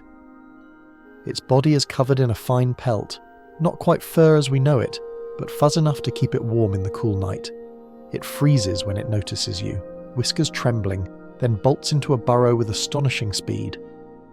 Mainstream paleontology grounds the moment. True mammals would not appear until the late Triassic and early Jurassic, but their ancestors, the synapsids, had been evolving for tens of millions of years. By the time dinosaurs were bumbling through their first awkward steps, these proto-mammals already scurried in the shadows. Some looked like lizards with mammal-like features, others like rodents with reptilian quirks. They weren't glamorous, but they were persistent, and persistence is its own kind of brilliance. Historians still argue whether these early synapsids were predominantly nocturnal, avoiding daytime predators, or whether that's a behaviour we project backward from modern small mammals. Fossil evidence of large eye sockets supports the night owl theory, but debates remain. You watch one now, its eyes glowing faintly as it emerges from the underbrush, and you can almost feel the night woven into its bones. These are creatures designed for secrecy. The landscape feels different when you pay attention to them. Suddenly, the cracks in the soil, the shadows beneath the logs, and the hollows in tree trunks are no longer empty. They're alive with scuttling bodies. One emerges cautiously, sniffing the air with twitching nostrils. Another climbs awkwardly up a low branch, claws gripping bark as it reaches for an insect. Its jaws snap, wings crunch, and it scurries back down with its prize. Dinner served in miniature. A quirky tidbit. Some of these mammal ancestors already experimented with cheek teeth, the beginnings of differentiated molars and canines. Unlike reptiles, whose teeth tended to be uniform, synapsids developed varied dentition, letting them chew food rather than just gulp it down. Imagine a little creature crouched on a branch, nibbling an insect with tiny molars, while its reptile neighbours simply swallowed their meals whole. It's not glamorous, but it's a survival edge, and edges like that add up over millions of years. You continue slowly, careful not to startle them, and spot a larger form in the moonlight. This one is squat and sturdy with sprawling limbs and a broad head, its body ridged with faint bony protrusions. A cynodont, perhaps, one of the closest ancestors to true mammals. It sniffs at the ground, digs briefly with clawed forelimbs, then shoves its snout into the soil to root out something edible. When it emerges, dirt clings to its whisker-like hairs, and it looks up at you with an expression that feels almost dog-like. Then it huffs, unimpressed, and waddles away. You grin, charmed by its stubbornness. Historians still argue whether cynodonts possessed fur in any meaningful sense. Some evidence suggests insulating coats, while others point to bare or sparsely covered skin. You lean closer in your imagination, trying to decide which it is, but the shadows blur the details. Maybe that's the point. Mammalian traits emerging gradually, fuzz and warmth flickering into existence like stars before the full constellation appears. The night grows colder, and you pull your arms around yourself. These little creatures don't seem to mind.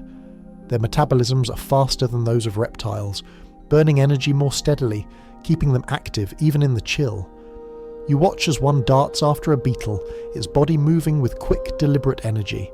Another gnaws on a seed, jaws working side to side in a motion foreign to reptiles. These aren't grand gestures of dominance, they're small adaptations, quiet victories that keep them alive in the margins. Here's a quirky image for you. Some researchers believe early proto-mammals may have had whiskers sensitive enough to detect vibrations in the soil, helping them locate prey underground. Imagine living in a world where your mustache is a survival tool, not just a fashion statement. You chuckle quietly at the thought, but when you see one of the creature's paws, whiskers twitching, then dig with uncanny precision, you realise it's no joke. Survival here is written in hairs and instincts. You sit on a fallen log, and within minutes, the forest edge comes alive with subtle activity. Tiny eyes glint in the dark. Claws scrabble softly on bark. A faint squeak echoes, a warning perhaps, or a call to a mate. It feels like you've slipped into another dimension, one that runs parallel to the louder, flashier world of reptiles and dinosaurs. By day, those creatures dominate. By night, these furtive little mammals in the making take their turn. Historians still argue whether mammal ancestors were truly oppressed by dinosaur dominance, or whether they simply occupied niches that larger animals ignored. The cowering in the shadows narrative makes for good storytelling, but some scientists suggest these creatures were thriving in their own right, perfectly adapted to their roles. Watching them now, darting confidently, chewing methodically, climbing deftly, you lean toward the latter. These are not victims, they are survivors. One scurries near your boot, pauses, and sniffs. You hold still, heart thumping, though you know it poses no threat. Its tiny nose twitches, its whiskers brush the air, and for a brief moment you lock eyes. Then it darts away, vanishing into the underbrush. The encounter lasts seconds, but you feel oddly honoured, as if a secret of deep time has acknowledged you, however briefly. The stars shine hard above, framed by tree branches, and you reflect on the irony. Dinosaurs will dominate for over 150 million years, growing into titans and rulers of land, sea and sky. Yet these small, secretive creatures, these fuzz-covered scavengers, will ultimately outlast them. not by strength, not by size, but by adaptability and patience. Their quiet persistence will carry forward, shaping the lineage that one day invents fire, electricity, and yes, even sleep documentaries. A breeze stirs the grass, and the night chorus softens. The proto-mammals retreat into burrows, into hollows, into nests of leaves tucked safely out of sight. Their work is done for now. You rise, stretching your stiff legs, and smile. You've witnessed the quiet triumphs of life's understudies, creatures that history almost forgot yet who carried the torch forward, unnoticed but unstoppable. The path ahead leads you toward open sky, where stars scatter across volcanic haze and something larger glides overhead. Your journey is shifting upward now, into the Triassic skies where the first experimental flyers stretch their wings against starlight. You step from the shadowy world of burrows and whiskers into an open clearing, and the first thing you notice is the sky. It is vast, unbroken, and strangely restless, like a canvas where the earth keeps painting and repainting its moods. The Triassic sky above you is no ordinary ceiling. It is a swirling, living dome filled with volcanic haze, shifting winds, and, increasingly, creatures experimenting with the radical idea of flight. You tilt your head back and realise that, for all the drama on the ground, it's the heavens that now hold the most intrigue. The stars are brighter here than in any modern night, unpolluted by human lights. The Milky Way sprawls in a dense stripe, thick with stars that seem close enough to touch. Every now and then, the shimmer is disturbed by faint streaks, meteors burning silently, slicing across the atmosphere. The moon hangs larger than you're used to, its pull on Pangea's oceans slightly stronger in these days. Its glow washes over the land, silvering the ferns and bathing the rocky outcrops in cold light. For a moment the world feels quiet, almost reverent, as if holding its breath under this cosmic display. Then you hear it, the leathery woof of wings cutting through the night. A shadow glides overhead, and you instinctively duck, though nothing threatens you. The form banks catching the moonlight, and suddenly you see it clearly. A pterosaur, one of the first vertebrates to conquer the sky. Its wings stretch wide, membranes taut between elongated fingers, while its body is small, almost fragile. It's not the thunderous dragon of myth, but something stranger, delicate, pioneering, like a paper airplane launched into evolutionary winds. Mainstream science gives us this. Pterosaurs appeared in the late Triassic, around 228 million years ago. They were not dinosaurs, though closely related, and they represented the first vertebrates to achieve powered flight. The earliest forms, such as Eudomorphodon, had wingspans barely over a metre. Not colossal yet, but revolutionary. Imagine the evolutionary daring it took to leap into the air, to swap solid ground for the uncertain promise of currents and thermals. Historians still argue whether pterosaurs evolved flight suddenly or gradually, through a series of gliding ancestors. Fossil evidence shows elongated fingers and lightweight bones, but the exact leap from climbing lizard to sky-soaring pterosaur is still debated. Standing here, you watch one flap awkwardly, then catch a gust and glide smoothly, and you wonder if even they are still figuring it out. Flight is a work in progress. The sky is not theirs alone. You spot other shapes silhouetted against the stars. Bats won't exist for millions of years, but insects still dominate the air. Giant dragonflies buzz beneath the pterosaurs, their wings shimmering faintly. Moths the size of sparrows flicker upward toward the light of the moon. For a moment, the Triassic sky resembles a crowded intersection, gliders, flappers and hoverers all negotiating their airspace. You chuckle softly, thinking air traffic control would have had a meltdown here. A quirky tidbit. Some of the earliest pterosaurs may have sported fuzz-like coverings, a precursor to feathers known as pycnofibers. Imagine looking up and seeing not a leathery bat creature but something soft-edged, its body fringed with tiny hairs that caught the moonlight. Almost cute, in a scruffy alien kind of way. You imagine one shaking itself mid-flight like a dog after a bath, fluffing up against the chill. Evolution doesn't always care about aesthetics, but it often surprises. As you lie back on a patch of grass, the sky deepens into full night, and you notice how dynamic it feels. Wisps of volcanic haze drift, painted orange at the edges by the distant glow of eruptions. Clouds gather in uneven streaks, some flashing faintly with lightning. It's as though the heavens themselves are restless, mirroring the chaotic reshaping of the earth below. The pterosaurs, undeterred, ride the winds with practiced ease, gliding in arcs that look like stitched seams across the stars. The sounds add to the strangeness. Some pterosaurs may have called with croaks or squeals, though fossil evidence leaves only speculation. You imagine their cries, high, piercing notes that echo like gulls bouncing off rocky cliffs. The insects buzz lower, their wings a constant drone.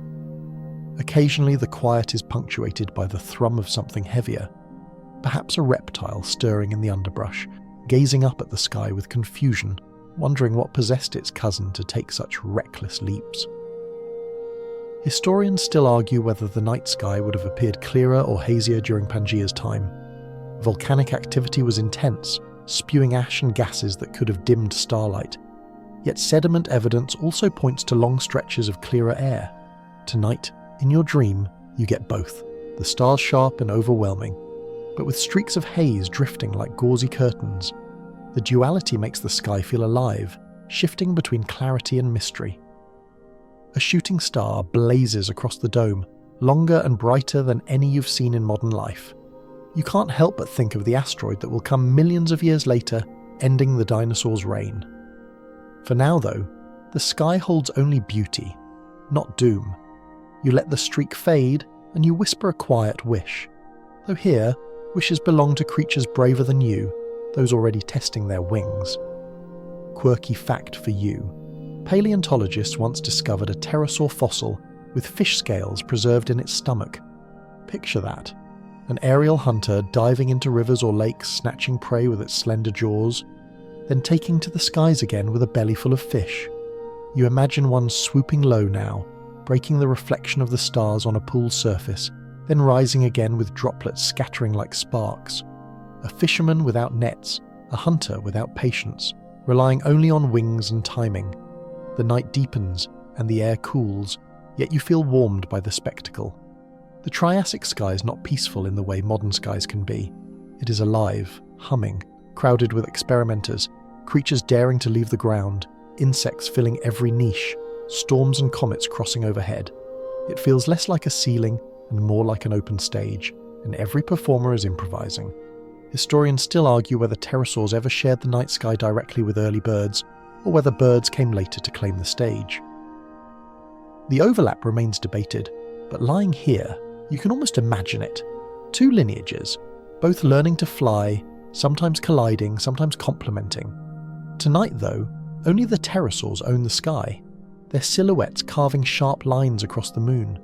You close your eyes briefly and let the sounds of wings fill your ears. The steady beat of membranes, the whir of insects, the occasional squeak, it all blends into a lullaby. The earth beneath may be restless, splitting and heaving, but above, the air belongs to dreamers, and you too are lifted by it, floating in imagination, carried upward with every glide. When you rise again, the dawn is spreading and the stars fade reluctantly. The pterosaurs retreat toward cliffs and caves, folding their wings like tired travellers. In their place, sunlight paints the rivers below in glittering ribbons, drawing you onward. The journey shifts again, now toward water, where rivers carve Pangea's body into arteries of life, highways for creatures and plants alike. The morning light sharpens the horizon, and you find yourself drawn downhill toward a sound both soothing and insistent, the gurgle of water moving swiftly over stone. The path narrows between rocky ridges, and then, like curtains parting, it opens to reveal a river wide and gleaming, curling its way through the Triassic landscape. After so much desert, swamp and forest, this feels like an artery of life laid bare. You stand at the bank watching the current sweep past and realize why rivers here were more than scenery. They were the highways of Pangea. The water is restless, breaking in frothy white over boulders, smoothing into glassy stretches where the current deepens. Along its edges, reeds sway and cycads lean in, their roots drinking greedily. The air smells fresher here, tinged with damp earth and the faint sweetness of decomposing vegetation. You crouch and trail your fingers in the current. It's cool, bracing, alive with silt and nutrients carried from far upstream. Every handful is a story of erosion, mountains ground to powder and delivered here grain by grain. Mainstream science reminds us that rivers were critical to Pangea's ecosystems. With such a massive supercontinent, much of the interior was arid, and rivers acted as lifelines, feeding plants, sustaining animals, and carving migration routes. Fossil evidence shows trackways clustered along ancient riverbeds, proof that creatures from amphibians to early dinosaurs depended on these flowing ribbons. The rivers didn't just quench thirst, they structured existence, guiding where life gathered and where it dispersed. Historians still argue whether Pangea's rivers were stable features lasting millions of years, or whether they shifted constantly, rerouted by tectonic upheaval and climate shifts. Some evidence suggests enormous river systems like the modern Amazon that sprawled across basins for thousands of kilometers. Others argue the land was too unstable, the climate too harsh for such longevity. As you watch the currents swirl past, you imagine both possibilities, the river as both eternal and temporary, carving paths only to abandon them centuries later. A quirky tidbit brings a smile. Paleontologists have found fossilized ripple marks, frozen in stone, that preserve the exact textures of ancient riverbeds. Imagine kneeling in the present to touch a slab of rock and feeling the ghost of a current that once brushed over it 250 million years ago. Here, you don't need fossils, you feel it directly. The water splashes your ankles cold and insistent, as if it's eager to remind you that time itself flows like a river, never pausing. You walk along the bank and soon the river's bounty becomes obvious. Small reptiles bask on flat stones, darting into the water at the slightest movement. Amphibians, bulkier and slower, lurk in shallows, their heads breaking the surface with lazy gulps of air. Insects cloud the edges, some dipping to skim the water, others snatched mid-air by sharp-jawed fish that leap with sudden splashes. The river is both buffet and battleground, its surface alive with tiny dramas. Further downstream, the current slows and widens, forming a pool where the reflections of trees ripple with the wind. You stop and watch as something large stirs beneath the surface. At first, you expect a crocodile, but that family of reptiles won't appear until later. Instead, what surfaces is stranger. A long, paddle-tailed Mesosaurus, jaws lined with needle teeth. It snaps at a fish, thrashes briefly, and disappears again, leaving only a froth of bubbles. You grin. Here is one of the very fossils that later convinced scientists of continental drift, proof that Africa and South America were once joined. Now, in your dream, it swims alive before you. You keep walking, and the river begins to braid itself, splitting into multiple channels that weave through gravel bars and reed beds. Each braid carries life in its own way. Some channels teem with darting fish, their scales flashing like coins in the sun. Others look shallow enough to wade across, though the mud would swallow you up to your knees. Birds haven't yet taken to the skies, but their ecological roles are echoed in pterosaurs swooping low, wings cutting the air as they hunt for prey near the surface. The highway is crowded, but each traveller knows its lane. Historians still argue whether rivers of this era carried the same sediment loads as modern systems, or whether the absence of flowering plants altered their chemistry and flow. Without grasses and deep-rooted vegetation, the banks may have eroded more easily, sending clouds of silt far downstream. You squint at the water, noticing how turbid it looks, thick with suspended sediment, giving it a reddish hue that reflects the rust-coloured soils of Pangea. It feels plausible that erosion was constant, reshaping banks year after year. A quirky image strikes you. In some places, floodplains preserve not only footprints but entire herds worth of tracks, locked in mud that later hardened into stone. Picture that. An ancient traffic jam, dozens of creatures crossing a swollen river, their prints overlapping until the surface looked like rush hour frozen mid-step. You glance down at the soft bank beneath you and imagine whose footprints might fossilize here tonight, yours included. The river's voice changes as you continue, sometimes a hiss over gravel, sometimes a roar where boulders choke its channel. At one bend you find driftwood piled high, tangled with reeds and bones. Among them lies a jaw fragment, weathered but unmistakably reptilian. You pick it up, tracing the teeth with your thumb. It once belonged to a hunter, now carried downstream and offered back to the land. The river is not just a giver of life, it is also a collector, a curator of remains. As evening approaches, you pause on a high bank overlooking a wide meander. From here, the river curves in a grand arc, reflecting the sky like a silver ribbon laid across the land. Animals gather at its edges, small dinosaurs picking at plants, synapsids lapping at water, insects clouding like smoke above the surface. The scene is both chaotic and harmonious, a living mural of Pangea's dependence on water. Historians still argue whether rivers shaped migration routes as dramatically then as they do now. Fossil trackways suggest seasonal movements, perhaps following rains or the pull of reliable water sources. Looking down, you imagine herds of reptiles moving along this very bank, travelling from dry uplands to fertile lowlands. The river isn't just geography, it's destiny, guiding the flow of life itself. As twilight settles, the river softens, its surface glowing orange and pink in the fading light. Frogs croak from the shallows, insects chirp in rising chorus, and the first stars prick the sky above. You sit on a smooth stone and let the rhythm of the current wash over you. The river whispers of permanence and change, carving endlessly, shaping Pangea with patient persistence. Eventually you rise, brushing dirt from your hands, and turn inland again, but something lingers in the air, a heaviness, a warning. For all its beauty, Pangea's world is unstable. Climate swings, volcanic upheavals, and ecological fragility lie ahead. You step away from the river, and in the distance you feel the first whispers of catastrophe, the slow build toward one of Earth's great mass extinctions. The river's song fades behind you as you walk inland, but the air feels heavier now, thick with something you can't quite name. It isn't just humidity or volcanic haze, it's a sense of unease, as though the land itself knows what's coming.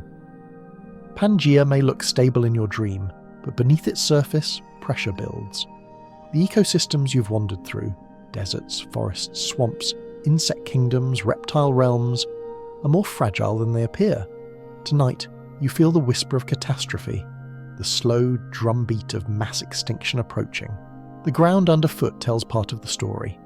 Cracks widen in the soil, not just from dryness, but from tectonic restlessness. You feel faint tremors occasionally, subtle vibrations that remind you the plates of Pangea are stitched together with force, not grace. Mountains you admired earlier were born of collision, but those same pressures leave scars, fault lines, volcanic vents, places where the earth exhaled fire. You glance toward the horizon, and sure enough, a glow lingers there. The outline of lava flows pulsing faintly under the night sky. Mainstream paleontology anchors this moment. The end of the Triassic, around 201 million years ago, brought one of Earth's great mass extinctions. Roughly half of marine genera disappeared, along with many large amphibians and reptilian competitors. The cause is widely linked to volcanic activity in what's now the Central Atlantic Magmatic Province, when Pangea began to rift apart. Those eruptions belched immense amounts of carbon dioxide and sulfur into the atmosphere, destabilizing climate and acidifying oceans. In short, the planet choked on its own restlessness. Historians still argue whether the extinction was sudden or staggered. Some evidence points to pulses of eruptions and die-offs over hundreds of thousands of years. Others argue for a sharper collapse, a tipping point where ecosystems unraveled swiftly. Either way, walking here on the eve of it, you feel the precarious balance. The forests hum with life, but the air is tinged with ash. Rivers flow, but fish die in pockets where oxygen plummets. Insects buzz, but their giant forms are already dwindling. The whisper of change rustles through every fern. You kneel by a pool where amphibians once gathered. The water looks still, but closer inspection reveals dead insects floating, their iridescent wings dull in the moonlight. Beneath the surface, fewer ripples break the calm. A silence hangs here that feels wrong, like a theatre gone quiet before a storm. You wonder how many small moments like this marked the beginning, unnoticed by the creatures themselves. Extinction doesn't always arrive with a crash. Sometimes it's a slow theft, stealing voices from the chorus one by one. A quirky tidbit surfaces from memory. Volcanic gases likely turned rains acidic during this time, corroding leaves and leaching soils. Imagine standing in a downpour that stings your skin, burns your throat, kills plants where it falls. You look upward now, imagining clouds thick with sulfur, lightning crackling through them, rain sizzling against rock. The thought alone makes you pull your arms tighter around yourself. Further along your path, you encounter a stand of cycads, their fronds drooping, some yellowed as though poisoned. Among them lies the body of a small reptile, already half decayed, ants crawling over its remains. It's not unusual for creatures to die, of course, but the forest feels emptier, quieter, as if too many deaths are going unbalanced. You listen for the familiar chirps and trills and hear only silence. Historians still argue whether dinosaur success was inevitable, or whether it was merely the result of this extinction clearing the board. Their competitors, crocodile-like archosaurs, large amphibians and other reptiles suffered heavy losses. Dinosaurs somehow endured, stepping into emptied niches. You picture the small bird-hipped creatures you saw earlier, darting awkwardly through ferns. They didn't know it, but catastrophe was about to grant them centre stage. Survival sometimes comes not from strength, but from being small, adaptable and lucky. You walk on, and the sky itself seems unsettled. Volcanic haze filters the moonlight, casting everything in a sickly orange glow. The stars are fewer, blurred by ash. Occasionally, the ground vibrates beneath your feet and you hear a distant rumble, not thunder but the groan of magma pushing upward. Somewhere, lava is spilling into basins, turning rivers to steam and forests to charcoal. The air carries a sharp tang of sulphur, and each breath leaves a faint burn in your chest. A quirky comparison pops into your head. Earth is having one of its infamous mood swings. If deserts were its parched sighs and forests its deep breaths, then these eruptions are tantrums, sudden fiery outbursts that no one else asked for. You almost laugh at the thought, though it comes out more as a cough in the acrid air. You stumble into a clearing where trackways cross a mudflat. Dozens of footprints overlap, dinosaurs, reptiles, amphibians, all having passed here recently. Yet the surface is undisturbed now, no fresh tracks, no new voices. It feels frozen, as if life moved through quickly and then retreated, sensing something you can't fully perceive. You crouch and trace one print with your finger, its edges already hardening in the drying mud, a fossil in the making. You wonder how many of these prints will be the last their species ever left. Historians still argue how ecosystems recover after such collapses. Is it gradual, with survivors limping forward, or explosive, with opportunists rushing into gaps? Fossils suggest both, depending on the group. Some lineages vanish without a trace, others, like dinosaurs, flourish almost immediately afterward. The whisper of extinction, then, is also the whisper of opportunity. But standing here, surrounded by silence, you feel the loss first. As night deepens, the wind carries fine ash that dusts your hair and clothes. It settles on leaves, coating them in grey. A frog croaks once, hoarse and lonely, then falls silent. The whisper grows louder in your ears now, not literal sound, but the sense of history leaning forward, preparing to turn the page. The air feels heavy, expectant. You shiver, though the night isn't cold. You find a boulder near the edge of the forest and sit, gazing at the horizon where volcanic glow pulses steadily. The world seems caught between two breaths, life hanging on while death encroaches slowly. You remind yourself that extinction is part of Earth's rhythm. 5 great events have reshaped the biosphere, and this one is only one chapter.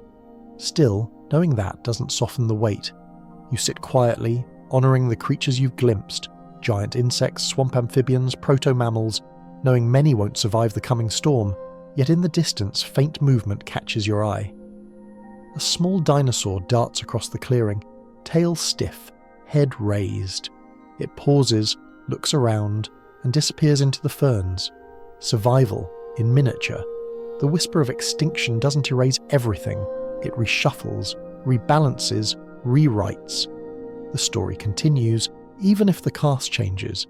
The air still feels uneasy, tinged with ash from distant eruptions, but the ground beneath you tells a quieter story.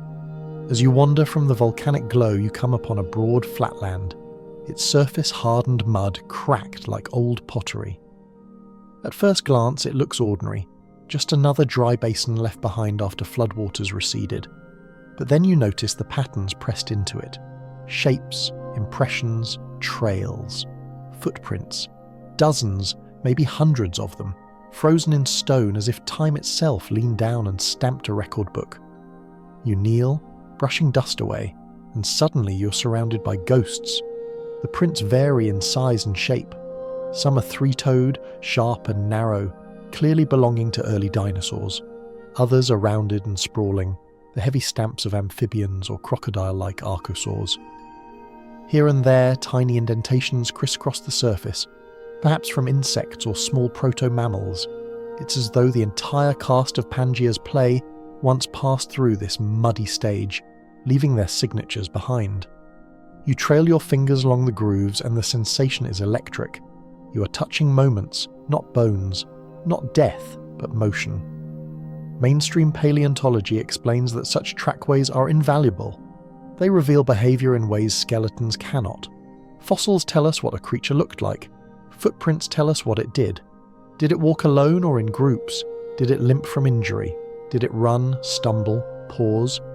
Here, in the hardened mud, you see stories that fossils never whisper. Historians still argue whether certain famous track sites represent herds travelling together or just repeated use of the same path by individuals over time.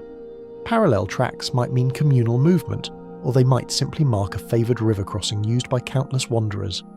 Standing here, gazing at rows of footprints side by side, you imagine both possibilities: a herd moving cautiously together, or a timeless trail reused for generations. The ambiguity only deepens the wonder. A quirky tidbit. Some fossil trackways show tail drags between the footprints, while others don't. That small difference reveals posture, whether a reptile walked with its tail lifted or let it drag lazily behind. You find one such line here, a groove cutting through the mud between prints. You chuckle softly, imagining some reptile shuffling along with poor posture, a prehistoric teenager told 1,000 times to stand up straight.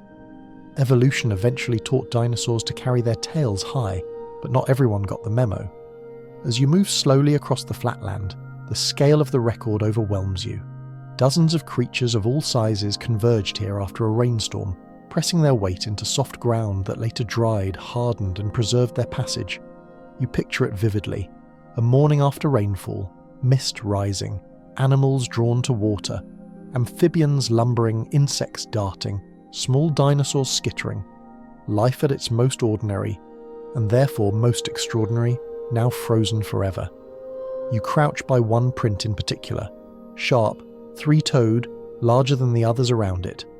The claws dug deep, as if the creature sprinted or struck suddenly. Perhaps it was chasing prey, or fleeing a larger predator. You press your hand beside it, and the difference makes you smile. Your palm barely covers one toe.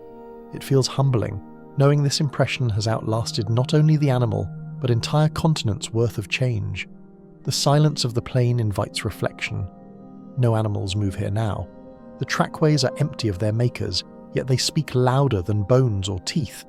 You wonder how many footprints vanish each day in the present world, washed by waves, covered by dust, erased before they can fossilize. The rare ones that remain are miracles, accidents of timing, gifts from mud and time conspiring together. Historians still argue whether certain trackways should be attributed to dinosaurs, synapsids, or crocodile-like reptiles. Without bones nearby, identification is guesswork based on size, spacing, and shape. Experts debate passionately, renaming and reclassifying, but the creatures themselves never cared about labels. They just walked. Standing here, you laugh quietly, imagining the track makers rolling their eyes at modern humans arguing over their footprints. "We were just going for a stroll," they'd say. Another quirky image. Some fossil sites preserve not just footprints but swim tracks, where animals paddled through shallow water, leaving claw marks raking across the substrate.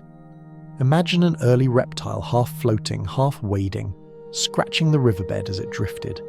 You scan the surface and notice faint parallel grooves, almost like claw strokes. Perhaps you're looking at one such aquatic commute, frozen mid-paddle. The sun tilts lower and shadows lengthen across the prints, sharpening their details.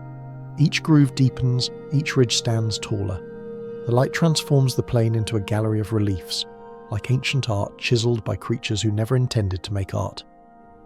You step carefully, not wanting to disturb the impressions, though you know they're millions of years too hardened for your tread to matter. You pause, imagining the creatures themselves here again, amphibians croaking as they dragged their bellies across mud, reptiles flicking tongues, insects buzzing overhead, small dinosaurs darting nervously. You hear the chorus in your head, a phantom soundscape layered over the silence. The footprints are notes, the plane a score. Time has stolen the music, but left the sheet intact. Historians still argue whether trackways should be given the same taxonomic weight as body fossils.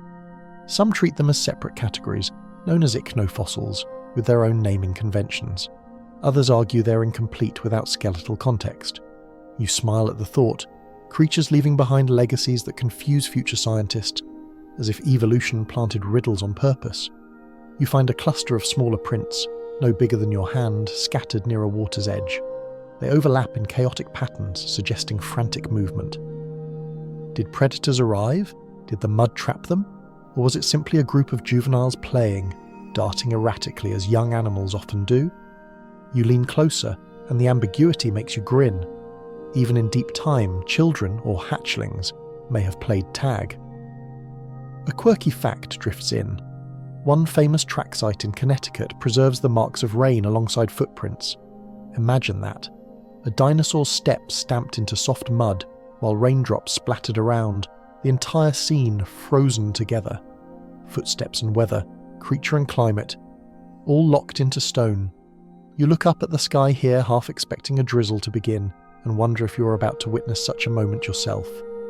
The plane grows cooler as evening settles, and you sit on a rock in the midst of the tracks. The stars begin to emerge, faint at first, then sharper as darkness deepens. Their light casts a silver sheen across the hardened mud, illuminating the footprints like constellations scattered across the ground. You trace them with your eyes, connecting them into patterns, as if reading a sky turned inside out. Silence wraps you again, but it no longer feels eerie. It feels reverent, like a pause between breaths. The creatures are gone, but their traces remain, whispering across eons. You realize the footprints are less about absence and more about persistence. They remind you that every step, no matter how small, leaves a mark. You rise slowly, careful not to trip among the impressions, and glance toward the horizon. There, glowing faintly against the dark, are volcanic ridges where magma rises, beginning to split Pangea. The next stage of your journey lies there, in fire and fracture. But for now, you take one last look at the footprints, soft echoes hardened into stone, and carry their quiet testimony with you. The footprints fade behind you, their whispers of vanished creatures giving way to a new sound, low, guttural and constant. It's not the croak of amphibians or the trill of insects. This is deeper, older. The rumble of earth itself, the growl of molten rock forcing its way upward. You crest a ridge, and before you lies a landscape ablaze with geology, volcanoes and rift valleys, the scars of Pangea beginning to tear itself apart. The horizon glows with red and orange, plumes of smoke rising like titanic pillars into the sky. Rivers of lava ooze across plains, slow but relentless, their surfaces blackening into crust even as molten fire glows beneath. The air smells sharp, sulfur, ash and hot stone. It burns faintly in your throat, every breath a reminder that this is no place for comfort. And yet, there's beauty in the chaos. The rivers of fire wind like glowing veins, as if Earth's body has been split open to reveal its inner light. Closer to your feet, the ground itself shows the strain of tectonic forces. Cracks gape wide, some only centimetres, others broad enough to swallow a tree whole. When you peer into one, you see not just darkness but a faint glow far below, as though the planet has left its nightlight on. The soil trembles occasionally, small shudders that ripple through your legs. You realise you're standing on a continent in the middle of a slow-motion fracture, Pangea's unity unravelling under pressure. Mainstream geology explains this clearly. Around 200 million years ago, Pangea began to rift apart. The central Atlantic magmatic province erupted in vast outpourings of basalt lava, covering millions of square kilometres. These eruptions coincided with the mass extinction you felt whispers of earlier, releasing greenhouse gases and acidifying oceans. What you see now is both spectacle and tragedy, the supercontinent's breaking point. Historians still argue whether the eruptions caused the extinction outright, or merely worsened an already unstable climate. Was it the lava itself, the gases, or the chain reaction of ecological collapse that did the most damage? The debate continues, like the endless rift valleys stretching across Pangea. Here, in your dream, all possibilities seem true at once. The land buckles, the sky darkens with ash, and the air grows hotter with each step. You walk toward a rift valley, its walls rising steep and jagged, the floor filled with smoke. It stretches for miles, a raw wound cut across the continent. Within it, small lakes bubble with volcanic heat, their surfaces steaming and fizzing like cauldrons. The water is stained red and green from minerals leaching into it, giving the pools an alien look. You toss a pebble in and watch it sizzle, vanishing beneath bubbles. This isn't a place to drink or rest. It's a reminder that Earth's gifts often come with warnings attached. A quirky tidbit: some geologists believe that volcanic events of this scale may have briefly turned the sky red worldwide, scattering sunlight and casting eerie hues for years at a time. Imagine children, if there had been any, growing up thinking the sky was naturally crimson. The sunset's eternal. You glance upward now, and sure enough, the haze paints everything in shades of orange and red. The moon, dimmed by smoke, looks like a dying ember hanging over the horizon. The sounds here are as striking as the sights. You hear the crackle of cooling lava, the hiss of steam vents, the boom of distant eruptions echoing like drums across the valley. Occasionally a roar rises as gas escapes explosively, and the ground shakes under your feet. It's a constant symphony of geological violence, both terrifying and mesmerizing. You realize that sleep, if anyone were foolish enough to live here, would come only in brief snatches, interrupted by Earth's restless tantrums. Historians still argue whether rift valleys like these immediately filled with seas or remained landlocked for ages. Some evidence suggests that early ocean water began to seep in through cracks, forming long, narrow gulfs. Others propose that freshwater lakes dominated first, fed by rainfall and rivers diverted by the new landscapes. You peer down into one rift, watching a stream pour in from a nearby slope, sizzling as it meets hot stone, and you realize both could have happened. Water and fire coexisting uneasily, battling for dominance. You pick your way along a ridge of solidified basalt, the rock sharp and angular under your feet. Its surface glints in strange colours, purple, green, and silver, where minerals crystallized as lava cooled. You pause to run your hand over it, the texture gritty yet glassy in places. It's beautiful in its own way, a reminder that even destruction leaves art behind. Entire mountain ranges in the future will carry this basalt as their backbone, silent testimony to nights like this. Further along, you spot life clinging stubbornly at the edges, ferns sprouting cracks where soil is gathered, their fronds trembling in the hot wind. A small reptile scuttles across a cooling lava flow, its feet lifting quickly as if testing each step. In the distance, a flock of pterosaurs wheels through the smoky sky, their silhouettes sharp against the crimson backdrop. Even here, in the midst of chaos, life refuses to surrender. A quirky fact bubbles up. In modern Iceland, you can stand on the mid-Atlantic ridge, straddling the gap between tectonic plates. Pangea's rifts were like that, but on a scale so vast it dwarfed imagination. Imagine a continent-wide Iceland, its valleys stretching for thousands of kilometers, its fissures glowing like scars. You laugh softly, muttering that Earth doesn't do subtlety. It prefers spectacle. As night deepens, the glow from lava rivers paints the landscape in shifting light. Shadows dance across the rift walls and steam rises in pillars that catch the moon. The air feels heavy with heat, but you can't pull yourself away. There's something strangely soothing about watching Earth remake itself, even if the process is brutal. Destruction and creation are twins here, inseparable. Historians still argue whether these eruptions permanently altered global climate, or whether ecosystems eventually rebounded. The record shows both devastation and resilience. Species vanished, yet new ones flourished in the aftermath. Looking across the fiery valleys, you realize that Earth doesn't mourn in human terms. It changes, it adapts, it moves forward. Life either follows or doesn't. You sit on a boulder overlooking a glowing lava field, the heat radiating against your skin. The cracks pulse faintly, like veins under the planet's skin. You imagine Pangea itself groaning, tired of holding together, yearning to split into smaller, freer pieces. The continents you know, Africa, Europe, the Americas, are seeds here, waiting for their chance to drift. You smile faintly at the irony. The breakup of Pangea, catastrophic for its creatures, is also the reason your modern maps exist. The night grows quieter as eruptions fade into distant rumbles. You stretch out on the basalt ridge, the rock still warm from lava, and gaze at the sky. Ash blurs the stars, but a few shine stubbornly through. You breathe deeply, coughing once at the sulfur, and let the heat cradle you like a strange blanket. Pangea is cracking beneath you, but in the cracks, you hear only lullabies of change. When you rise again, dawnlight begins to edge across the sky. The glow of lava dims, replaced by softer gold. Ahead, the rift valley widens, and in its depths you glimpse something remarkable.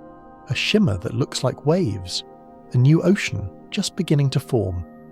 The Atlantic is whispering its first words, and your journey now follows its voice. You follow the rift valley as dawn brightens, the smoke thinning enough for the sky to glow pale gold. The ground beneath you slopes downward, rocks broken and jagged, until you reach a ledge overlooking something entirely new, water shimmering faintly in the newborn light. Not a lake, not a river, this is bigger, hungrier, stretching farther than your eyes can see. You're looking at the very beginnings of the Atlantic Ocean, a seam of blue opening where Pangea's body has started to crack apart. The water is not yet wide. At this moment in deep time, the Atlantic is no more than a narrow gulf, a channel filling slowly as rift valleys sag and invite the sea inside. But it feels momentous. The waves lap with a sound different from Panthalassa's heavy surf. This is tentative, experimental, like the first notes of a song just beginning. The air carries salt, faint but unmistakable, mingling with sulfur from still fuming vents. You inhale, and it smells of both birth and fire, a paradox only Earth could compose.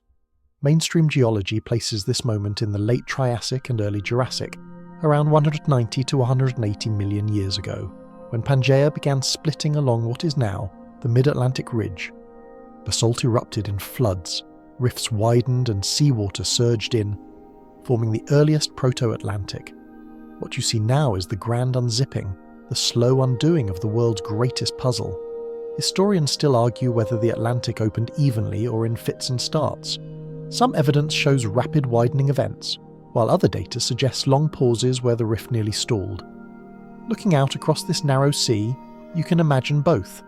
Water creeping forward 1 century, then surging the next, depending on tectonic moods. The Atlantic wasn't born in a single gasp. It took millions of years of tugging, tearing, and surrender. A quirky tidbit: early versions of the Atlantic may have been dotted with salty lagoons, where evaporation left behind mineral crusts. Picture shorelines glittering not with sand but with white salt pans, shimmering like snow under the Triassic sun. You glance down now, and sure enough, streaks of crystalline deposits sparkle at the water's edge, crunching faintly under your steps. They look beautiful but taste harsh when you touch one to your lips, a reminder that new oceans are not immediately kind. You descend carefully to the shore, where black basalt meets shallow water.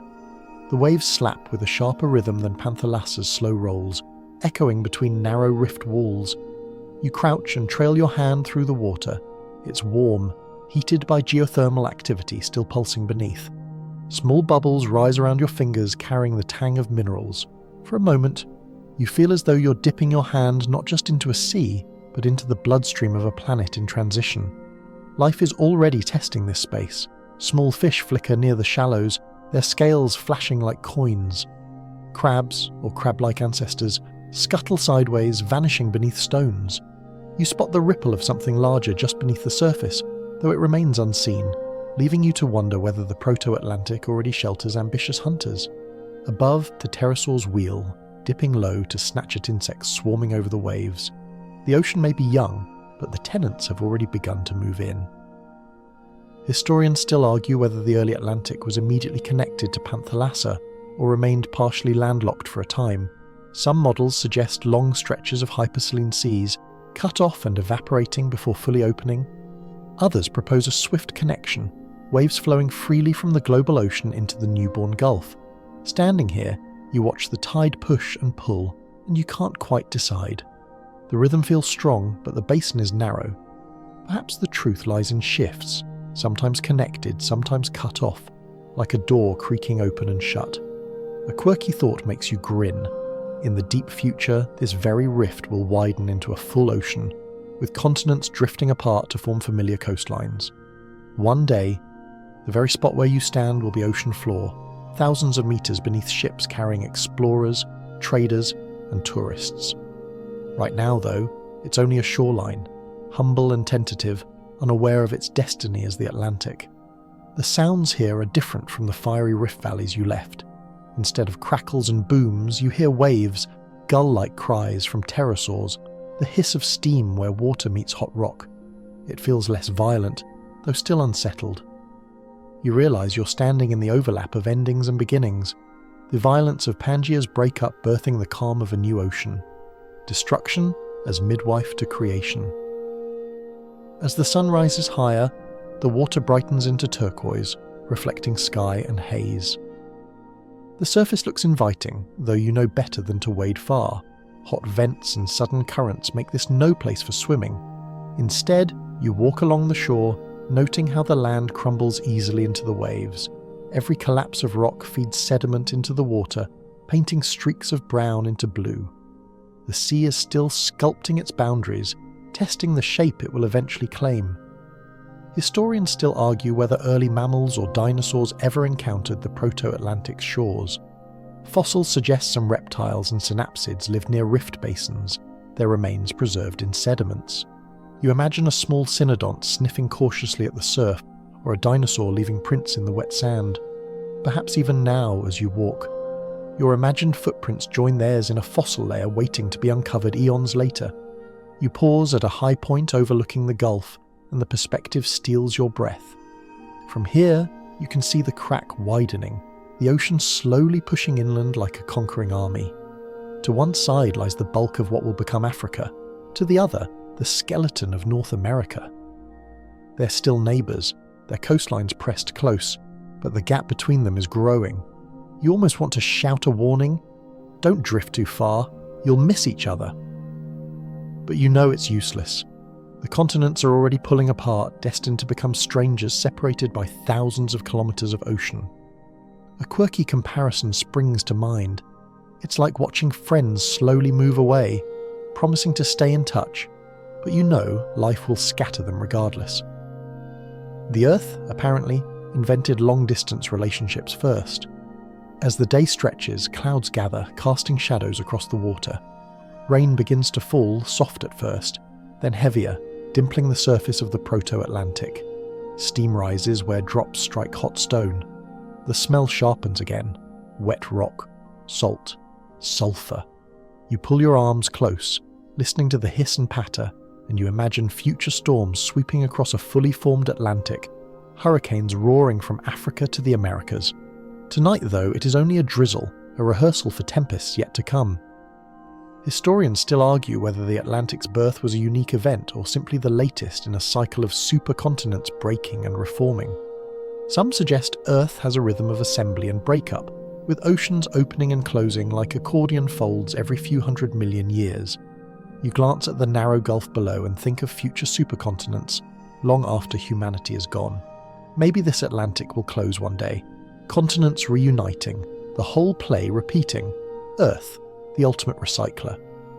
The rain eases, and the sun breaks through again, painting the water in streaks of gold. Pterosaurs skim the waves, their wings catching light. You sit on a rock at the shore watching the tide tug restlessly, and feel the immensity of the moment.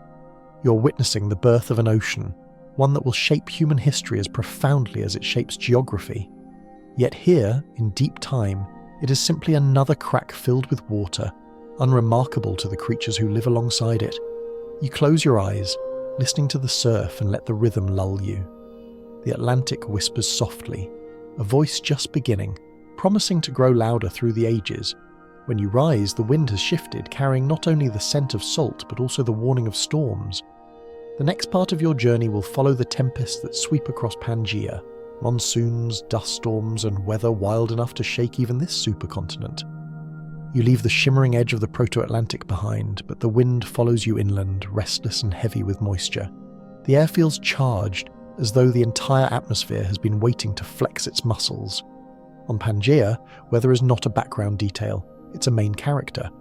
With so much landmass joined together, climates swing between extremes. Here, storms don't just pass through, they dominate, carving scars into memory. You brace yourself because the supercontinent skies are about to put on a performance. At first, it begins innocently enough. Clouds pile in the distance, stacking higher and higher until they tower like mountains themselves. Their tops glow white in sunlight, but their bellies sag with bruised purple. The wind shifts, cool air rushing against your face, carrying the metallic scent of rain. Then the first flash of lightning slices across the horizon, silent at first, then followed by a low, rolling boom that seems to travel through your chest. You realise you're standing at the edge of a Pangean monsoon. Mainstream paleoclimate research explains why storms here were so dramatic. With one massive landmass, interior regions heated intensely during summer, while edges cooled with ocean winds. The contrast created immense pressure systems, drawing in moist air from seas and unleashing colossal monsoons. Fossilised sediments in places like the Newark Basin show rhythmic deposits from seasonal flooding, proof that rain swept in year after year with terrifying reliability. Historians still argue whether these monsoons were consistent across the entire supercontinent or more regional, shifting with volcanic activity and continental drift. Some models suggest endless wet-dry cycles, while others point to chaotic swings. You tilt your head back as the first drops hit, fat, heavy, and sudden. Whatever the truth, it's clear the weather didn't do mild. The rain becomes a wall within minutes. It slams against the ground, bouncing in sprays, soaking ferns and cycads until they drip like saturated sponges. Streams appear instantly, carving rivulets through the soil, racing downhill in muddy torrents. Your hair sticks to your forehead. Your clothes cling, and each drop feels like a pebble thrown from the sky. You laugh breathlessly. Who needs showers when the Triassic sky does the job for you? A quirky tidbit: raindrop fossils actually exist. In certain fine-grained sediments, the impact of Triassic rain preserved tiny craters that hardened into stone. Geologists can measure their size to estimate the density of the ancient atmosphere. Imagine that, raindrops whispering climate secrets across 200 million years. You crouch now, watching drops explode in the mud around you, and you can almost picture those impressions hardening, waiting for future eyes. The storm doesn't stay uniform. Soon, thunder cracks overhead, loud enough to rattle your teeth. Lightning forks in jagged webs across the sky, some bolts striking so close you smell ozone and see molten scars on nearby rocks. The landscape glows in flashes, stark white one second, dark the next, as if the world is flickering between realities. You remind yourself that you're safe in imagination, though your body tenses instinctively, primed to run. Historians still argue whether Pangea's storms reached super-hurricane scale, fueled by the vast fetch of uninterrupted ocean winds. Without mountain ranges to block them, tempests may have travelled across thousands of kilometres, gathering strength until they broke inland. Fossilised dune systems and flood layers suggest enormous shifts, but the exact scale remains debated. Watching the sky now, you can believe both extremes: monsoons flattening forests in some years, gentle rains nourishing them in others. Tonight, you've drawn the lottery ticket for chaos. The storm eases briefly, and you think it might be over, but the pause is only a trick. The wind shifts again, hotter this time, and dust rises from the ground in choking plumes. The rain ceases entirely, replaced by a dry gale that scours the land. Within minutes, you're in the grip of another of Pangea's moods, the dust storm. The horizon vanishes in a wall of red-brown grit. Sand lashes your skin, stinging like needles, and the air turns opaque. You shield your eyes, coughing as dust finds its way into your throat. The world shrinks to a few meters, shapes vanishing into swirling chaos. It feels like being swallowed by the continent itself, Pangea reclaiming the very breath it lent you. Mainstream fact: dust storms were inevitable on Pangea's interior. Vast deserts lacked vegetation to hold soil in place, and shifting winds whipped particles across immense distances. Some of this dust may even have fertilized other regions when it settled, transporting minerals across continents. You cough again, wondering if some ancient forest hundreds of kilometers away will soon benefit from the grit currently choking your lungs. A quirky thought. Scientists studying Martian dust storms often compare them to conditions on Pangea. Imagine that. Our planet once looked more like Mars than we'd care to admit, with global dust veils blotting out sunlight. You blink through the haze and smile grimly. The analogy feels too accurate right now. Historians still argue how often these dust storms struck, whether they were seasonal events tied to monsoons or sporadic chaos triggered by volcanic ash mixing with dry winds. Either way, standing here in the thick of it, you sense why life in Pangea's interior demanded resilience. Too wet one season, too dry the next, too stormy whenever the sky felt moody. Survival meant adaptation on a scale that few creatures managed. Eventually the gale weakens, dust settles, coating your skin in a fine layer, turning you into a clay statue. The sky clears enough to reveal stars peeking shyly through thinning clouds. The ground is littered with debris, broken branches, drowned insects, pools of water in low spots. The landscape looks battered, yet alive, already recovering. You wipe grit from your eyes and laugh softly, half in relief, half in awe. You climb a rocky outcrop for perspective, and the view steals your breath. To the east, rain still falls in sheets, silver curtains dragged across the horizon. To the west, dust still swirls in fading plumes. Overhead, stars shine defiantly, their constellations unrecognizable yet oddly familiar. Pangea's storms, you realize, are less events than cycles, endless pendulums swinging between flood and drought, wind and calm, fire and silence. Historians still argue whether these extreme climates accelerated evolution or simply culled the unlucky. Some suggest that constant stress forged resilience, driving adaptation in reptiles and early mammals. Others propose that extinction was simply a roll of the dice, indifferent to merit. Watching the battered land below, you see both truths. Some creatures scattered and hid, while others stood stubbornly, ready for the next cycle. A quirky tidbit.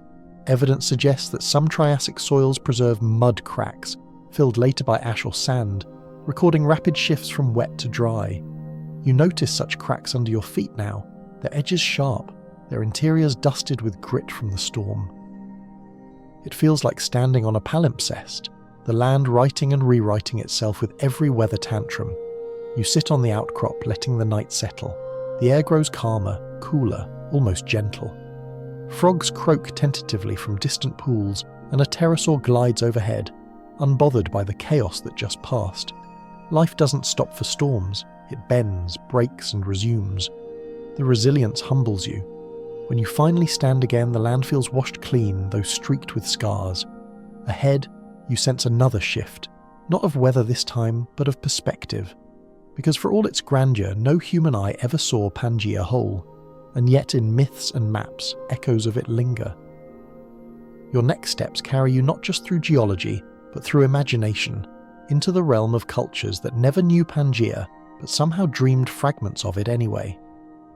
The storms ease, the night cools, and you walk slowly across the scarred land, the crunch of grit underfoot fading into softer soil. For a while, there is only silence and starlight, but then a thought creeps in, almost intrusive. No human ever walked here.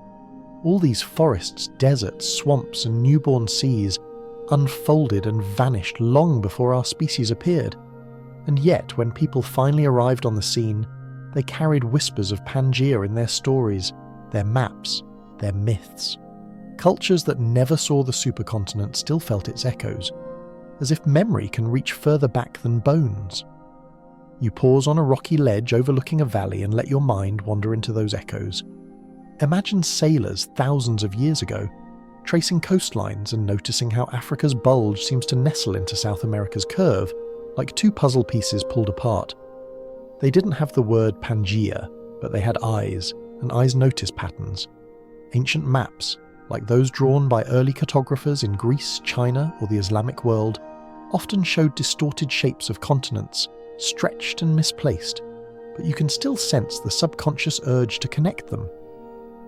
The world looked broken because deep down it was once whole.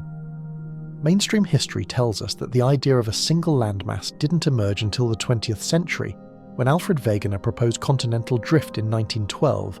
His theory, mocked at first, became the foundation of modern plate tectonics. But long before Wegener, myths of land bridges and lost continents filled human imagination. Atlantis, Lemuria, Mu. Fantastical names for forgotten lands. None of them matched Pangea literally, but all whispered the same longing, that the Earth once held a different shape. Historians still argue whether these myths arose purely from storytelling or from real geological observations, sunken islands, strange fossils, coastlines that seem to match. Some claim cultural memory may hold faint impressions of ancient migrations and changing seas. Others dismiss such links as coincidence. Yet here you are, standing in Pangea itself, and you can't help but smile at the idea that people, thousands of millennia later, would dream of something they never saw. A quirky tidbit: certain creation myths speak of the world beginning as one land, later divided by divine will. In some Hindu traditions, the Earth's continents are described as drifting islands upon the cosmic ocean. In Polynesian stories, islands are pulled from the sea by heroic deeds. Even the Bible mentions the division of the Earth in the days of Peleg. Of course, these stories weren't about tectonic plates, but the resonance is uncanny. Cultures everywhere sensed that land was not permanent, that separation defined the world. You wander into a shallow cave for shelter, the walls etched with mineral stains that look suspiciously like maps. By torchlight, or in your case moonlight, they resemble fractured coastlines. You imagine ancient humans staring at cave walls in their own time, projecting meaning onto cracks and shapes. To them, perhaps it was a bison, a spirit, or a hunting ground. To you, it looks eerily like Pangea breaking, as if the Earth itself left cartography in stone long before humans traced it on parchment.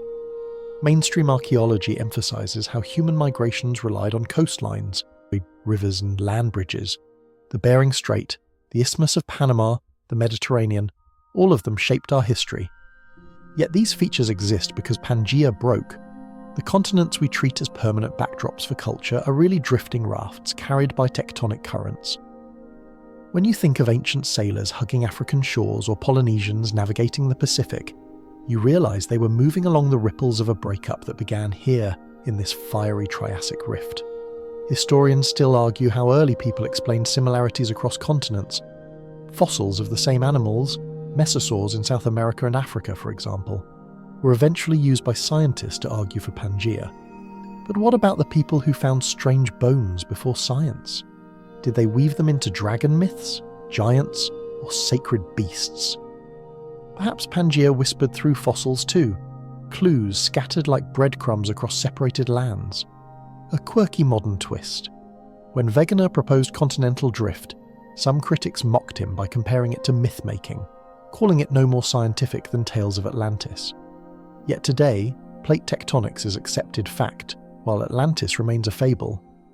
The line between myth and science, you realise, is often just a matter of evidence catching up with imagination. You step out of the cave, and the sky stretches wide above you. The constellations, though shifted by millions of years, feel familiar. Ancient cultures named them Orion, Ursa Major, the Pleiades, but the stars themselves shone down on Pangea too. You imagine early humans gazing upward, telling stories about hunters and bears, not knowing that the ground beneath them once carried dinosaurs, swamps and rifts. The sky is continuity, the land constant change. Walking further, you reach a plateau that overlooks the newborn Atlantic again. The narrow gulf glimmers in moonlight, continents still pressed close like reluctant dance partners. You imagine standing here with a medieval mapmaker, pointing out how Africa and South America would one day drift apart. They'd laugh, perhaps, or nod thoughtfully and scribble a sea monster in the gap. The human mind resists the immensity of geologic time, but it also longs to stitch meaning into it. Historians still argue whether myths like Atlantis might faintly echo real geologic events. Submerged islands, catastrophic floods, even memories of Ice Age coastlines drowned by rising seas. Plato never knew Pangea, but his story of a vanished land across the sea resonates because it touches something universal. The sense that the earth is not finished, that it hides stories beneath the waves. You sit on a boulder, the night breeze cool against your face, and think about how cultures everywhere have tried to explain the broken jigsaw of continents. Some saw divine punishment, others saw cosmic cycles, still others imagined lost worlds swallowed by oceans. And then, eventually, science caught up and named it Pangea, from the Greek for all Earth. It's less poetic than Atlantis, but far more staggering. A quirky thought makes you laugh softly. What if future humans, millions of years from now, look back at our myths and science alike, seeing both as quaint guesses about a planet still in motion? Perhaps they'll discover their own supercontinent, their own breakup, their own half-remembered stories. Earth keeps cycling, and every generation thinks it finally understands, only to be proven temporary. The stars wheel slowly overhead, and you let the quiet sink in. No human ever walked Pangea, yet in a way, we all carry it. In every map we draw, every fossil we dig, every myth we spin about lost lands, we are chasing shadows of this ancient union. Cultures never saw it whole, but they dreamed fragments of its truth. When you finally stand again, the plateau feels different, less lonely, more connected. Pangea may have dissolved millions of years before people, but its memory seeped into our stories. And now, as you take your next steps, you head toward the debates and mysteries that even today remain unresolved. Because for all we know, there is so much we still don't understand about what Earth was like during Pangea. The night deepens as you leave the plateau, stars shimmering like shards across the black dome. You walk slowly, thinking of myths and maps. When a different kind of silence settles in, not the hush of swamps or deserts, but the quiet that comes when questions outweigh answers. For all the vividness of your journey, Pangea is still a puzzle. Pieces missing, edges blurred. The truth is, we don't fully know what Earth was like here. We only guess, assemble, and argue, and those arguments are part of the story. The ground crunches under your feet, basalt giving way to softer soil, and you imagine yourself in a seminar room instead of a Triassic plain. Paleontologists pointing to charts, geologists waving maps, climatologists modelling storms on glowing screens. They all stare at the same fragments, rocks, fossils, isotopes, yet reach slightly different pictures. It's comforting. In a way, even scientists with all their tools are dreamers like you, filling gaps with possibility. Mainstream fact: Pangea was real. The fit of continents, identical fossils across oceans, magnetic patterns in rocks. These are undeniable. But beyond that foundation, details become murky. What was the climate like across such a vast landmass? Were its deserts unbroken seas of sand, or patchworks of green and dry? Did monsoons sweep predictably, or did weather swing wildly year to year? These questions remain open, the Earth withholding its diary pages. Historians still argue over biodiversity. Some models suggest Pangea's connectedness allowed species to roam freely, spreading far and wide. Others argue the vast arid interior acted as a barrier, isolating populations just as oceans do today. Were dinosaurs and synapsids global wanderers, or were they trapped in local pockets, never meeting distant cousins? Fossil distribution offers hints, but the record is patchy, skewed by where rocks survived erosion and where humans happened to dig. A quirky tidbit: scientists once debated whether Pangea's breakup was a slow divorce or a violent shattering. Some evidence points to gradual widening of rifts, steady lava flows, continents easing apart like tectonic partners moving on. Other data suggests catastrophic pulses, with eruptions drowning whole regions in basalt floods nearly overnight. Imagine the difference: one version like a slow-motion soap opera, the other like a sudden explosion at a dinner party. Both might have happened, depending on the region.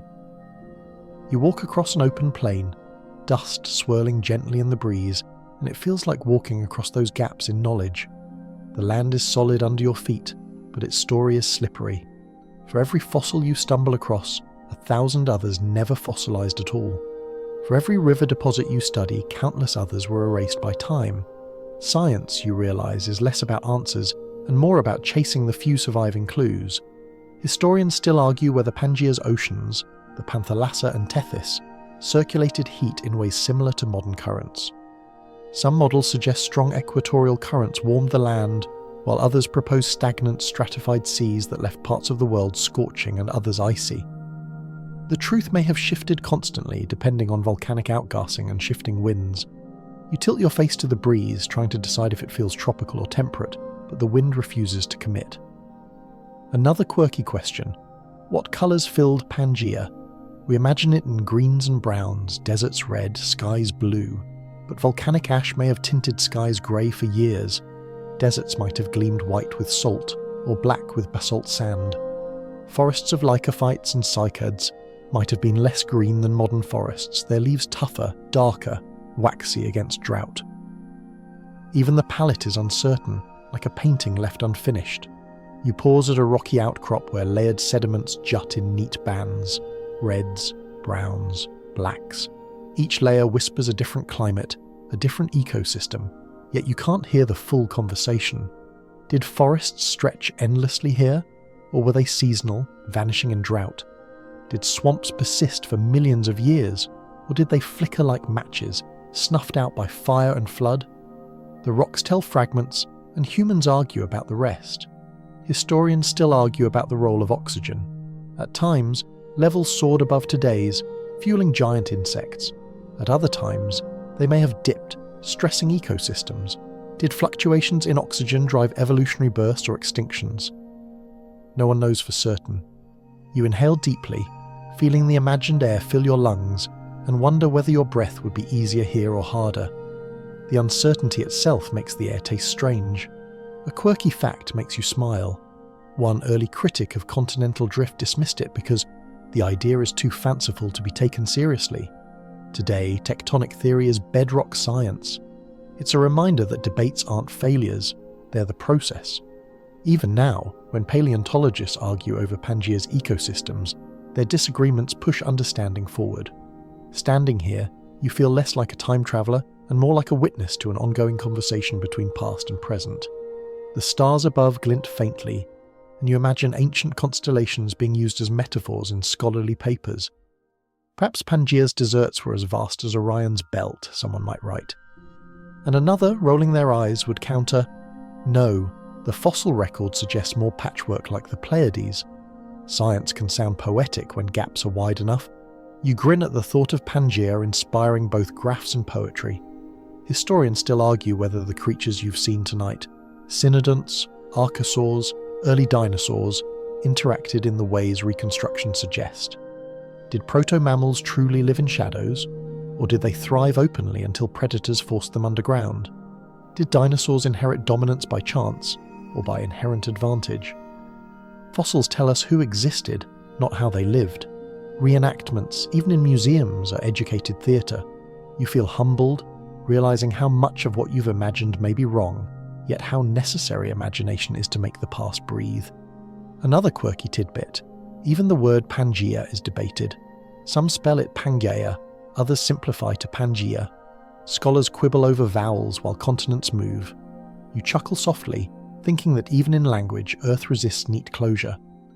The wind picks up again, carrying with it the smell of ash and salt. You walk slowly, reflecting on how much we don't know, and how much we may never know. Pangea existed for over 100 million years, longer than humans have existed by far. To reduce it to a single snapshot is impossible.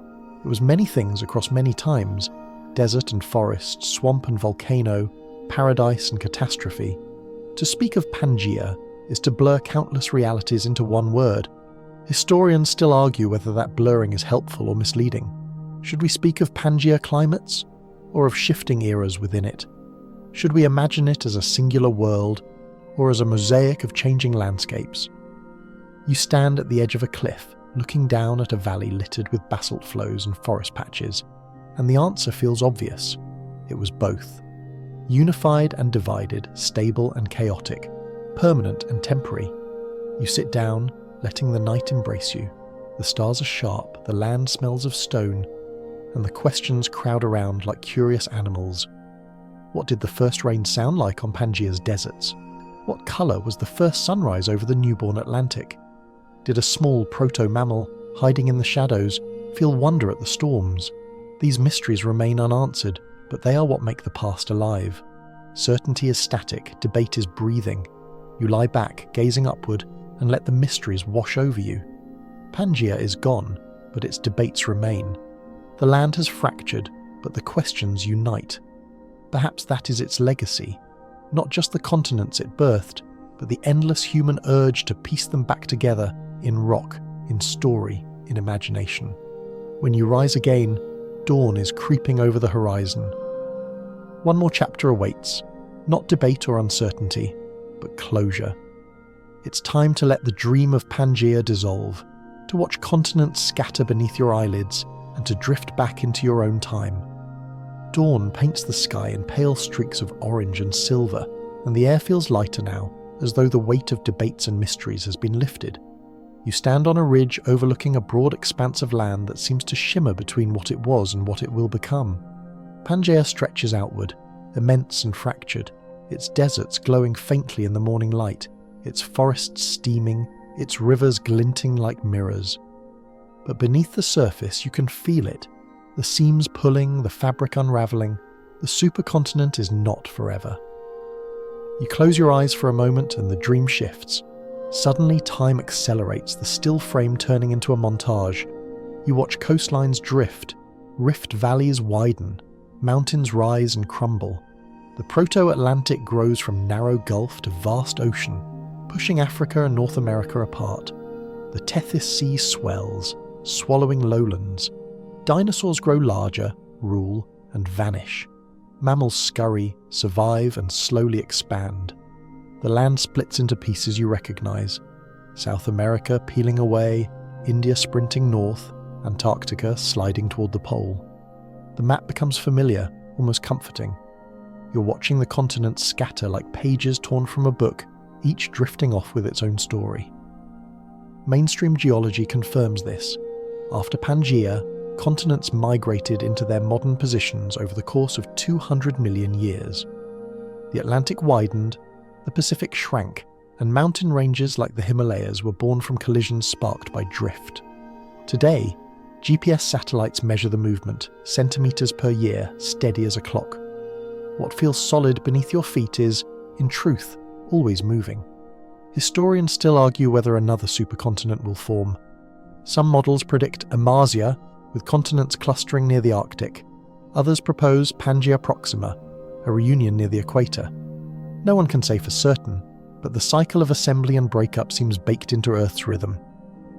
You smile at the thought. Pangea was not the first, and it won't be the last. The Earth is a restless storyteller, always rearranging its stage. A quirky tidbit: if you wait long enough, say 250 million years, New York and Morocco might sit side by side again, their coastlines rejoined. Imagine someone in that far-off future standing where you are now, pointing out how neatly the puzzle fits. Maybe they'll even dream of you dreaming of Pangea, a loop of wonder spiralling across eons. You take a slow walk down from the ridge, the land shifting subtly under your imagination. One moment you see vast Triassic plains, the next outlines of modern continents flicker into place. Forests blur into cities, rivers into highways, swamps into coal mines. Humanity's world is layered atop Pangea like a translucent map, fragile but connected. You pause, running your hand across the soil, feeling the pulse of both past and present. The animals of your journey flicker too. Giant insects buzz briefly, then fade. Cynodonts peer out from burrows before vanishing into evolutionary shadows. Small dinosaurs dart through ferns, then dissolve into birds wheeling across the sky. Pterosaurs skim the proto-Atlantic, then disappear into memory. Even the footprints in stone fade, replaced by human prints in wet sand. You realize you've been walking not just through Pangea, but through the persistence of life itself. Historians still argue how much of this persistence is luck and how much is adaptation. Was it inevitable that mammals would rise, or did fortune simply favour their survival after the dinosaurs' fall? The same question haunts Pangea itself. Was its breakup destiny, or accident? Perhaps both. Earth's history is not a script but an improvisation, shaped by pressures, collisions, and chance. That improvisation is what keeps the story alive. The wind picks up, carrying with it the smell of salt from the newborn Atlantic. You stop at a cliff and gaze outward, watching the ocean shimmer. For a moment you imagine all the ships that will one day cross it. Canoes, caravels, freighters, even submarines. None of that exists yet, but the ocean is already waiting, rehearsing its waves. The thought makes you laugh softly. The Atlantic, still a child here, already has a future larger than imagination. You sit on a boulder, letting the warmth of morning seep into your skin. Around you, the land hums with faint sounds, reptiles scurrying, amphibians croaking, insects buzzing, winds carrying volcanic echoes. The supercontinent is alive but also dissolving. You know you must leave it now, return to your own time, yet the dream lingers, heavy and sweet, like a story you don't want to end. You close your eyes, and the montage plays again, continents drifting, oceans widening, mountains rising, storms raging. Then, slowly, it all softens. The sounds fade, the colours dim, the ground beneath you cools. Pangea, immense and impossible, begins to dissolve like mist in morning sunlight. It doesn't vanish in a crash, but in a sigh, and in that sigh you feel both loss and gratitude. You have walked its deserts, swamps, forests, and coasts. You have seen its creatures stumble and soar. You have stood at the edge of its birth and its death. Now it is time to let it go. The images soften, your pace slows, and the sharp edges of Pangea blur into gentler shapes. The deserts you trudged across fade into warm sand that no longer burns your feet. The swamps drain into still ponds, where the croaks and buzzes quiet into silence. Forest canopies lower until they are no more than drifting shadows, swaying softly as though rocked by a breeze only you can feel. Even the storms you endured unravel, clouds thinning into pale wisps that float harmlessly across a dimming sky. You find yourself lying back on cool stone, the warmth of the planet seeping upward like a blanket. Above, the stars remain, patient, unchanged, watching as continents drift and creatures rise and fall. Their light seems softer now, less sharp, as though they too are ready to rest. The sound of waves, gentle and rhythmic, reaches your ears. Maybe it's the proto-Atlantic whispering. Maybe it's just the echo of your own breath. Either way, the rhythm is steady, comforting, pulling you into calm. You think of the creatures you've seen: tiny proto-mammals, awkward dinosaurs, gliding pterosaurs. Their lives are long gone, yet their persistence lingers in every bird call, every heartbeat, every stone underfoot in your own world. Pangea may have scattered, but its story never vanished. It became the continents, the oceans, the histories that followed. And tonight, it has become a dream you carried for a little while. So let your body sink into stillness. Let the hum of ancient winds fade into the quiet of your own room. The journey has ended, the continents have drifted, and all that remains is peace. Close your eyes, breathe slowly, and let the supercontinent dissolve beneath your eyelids.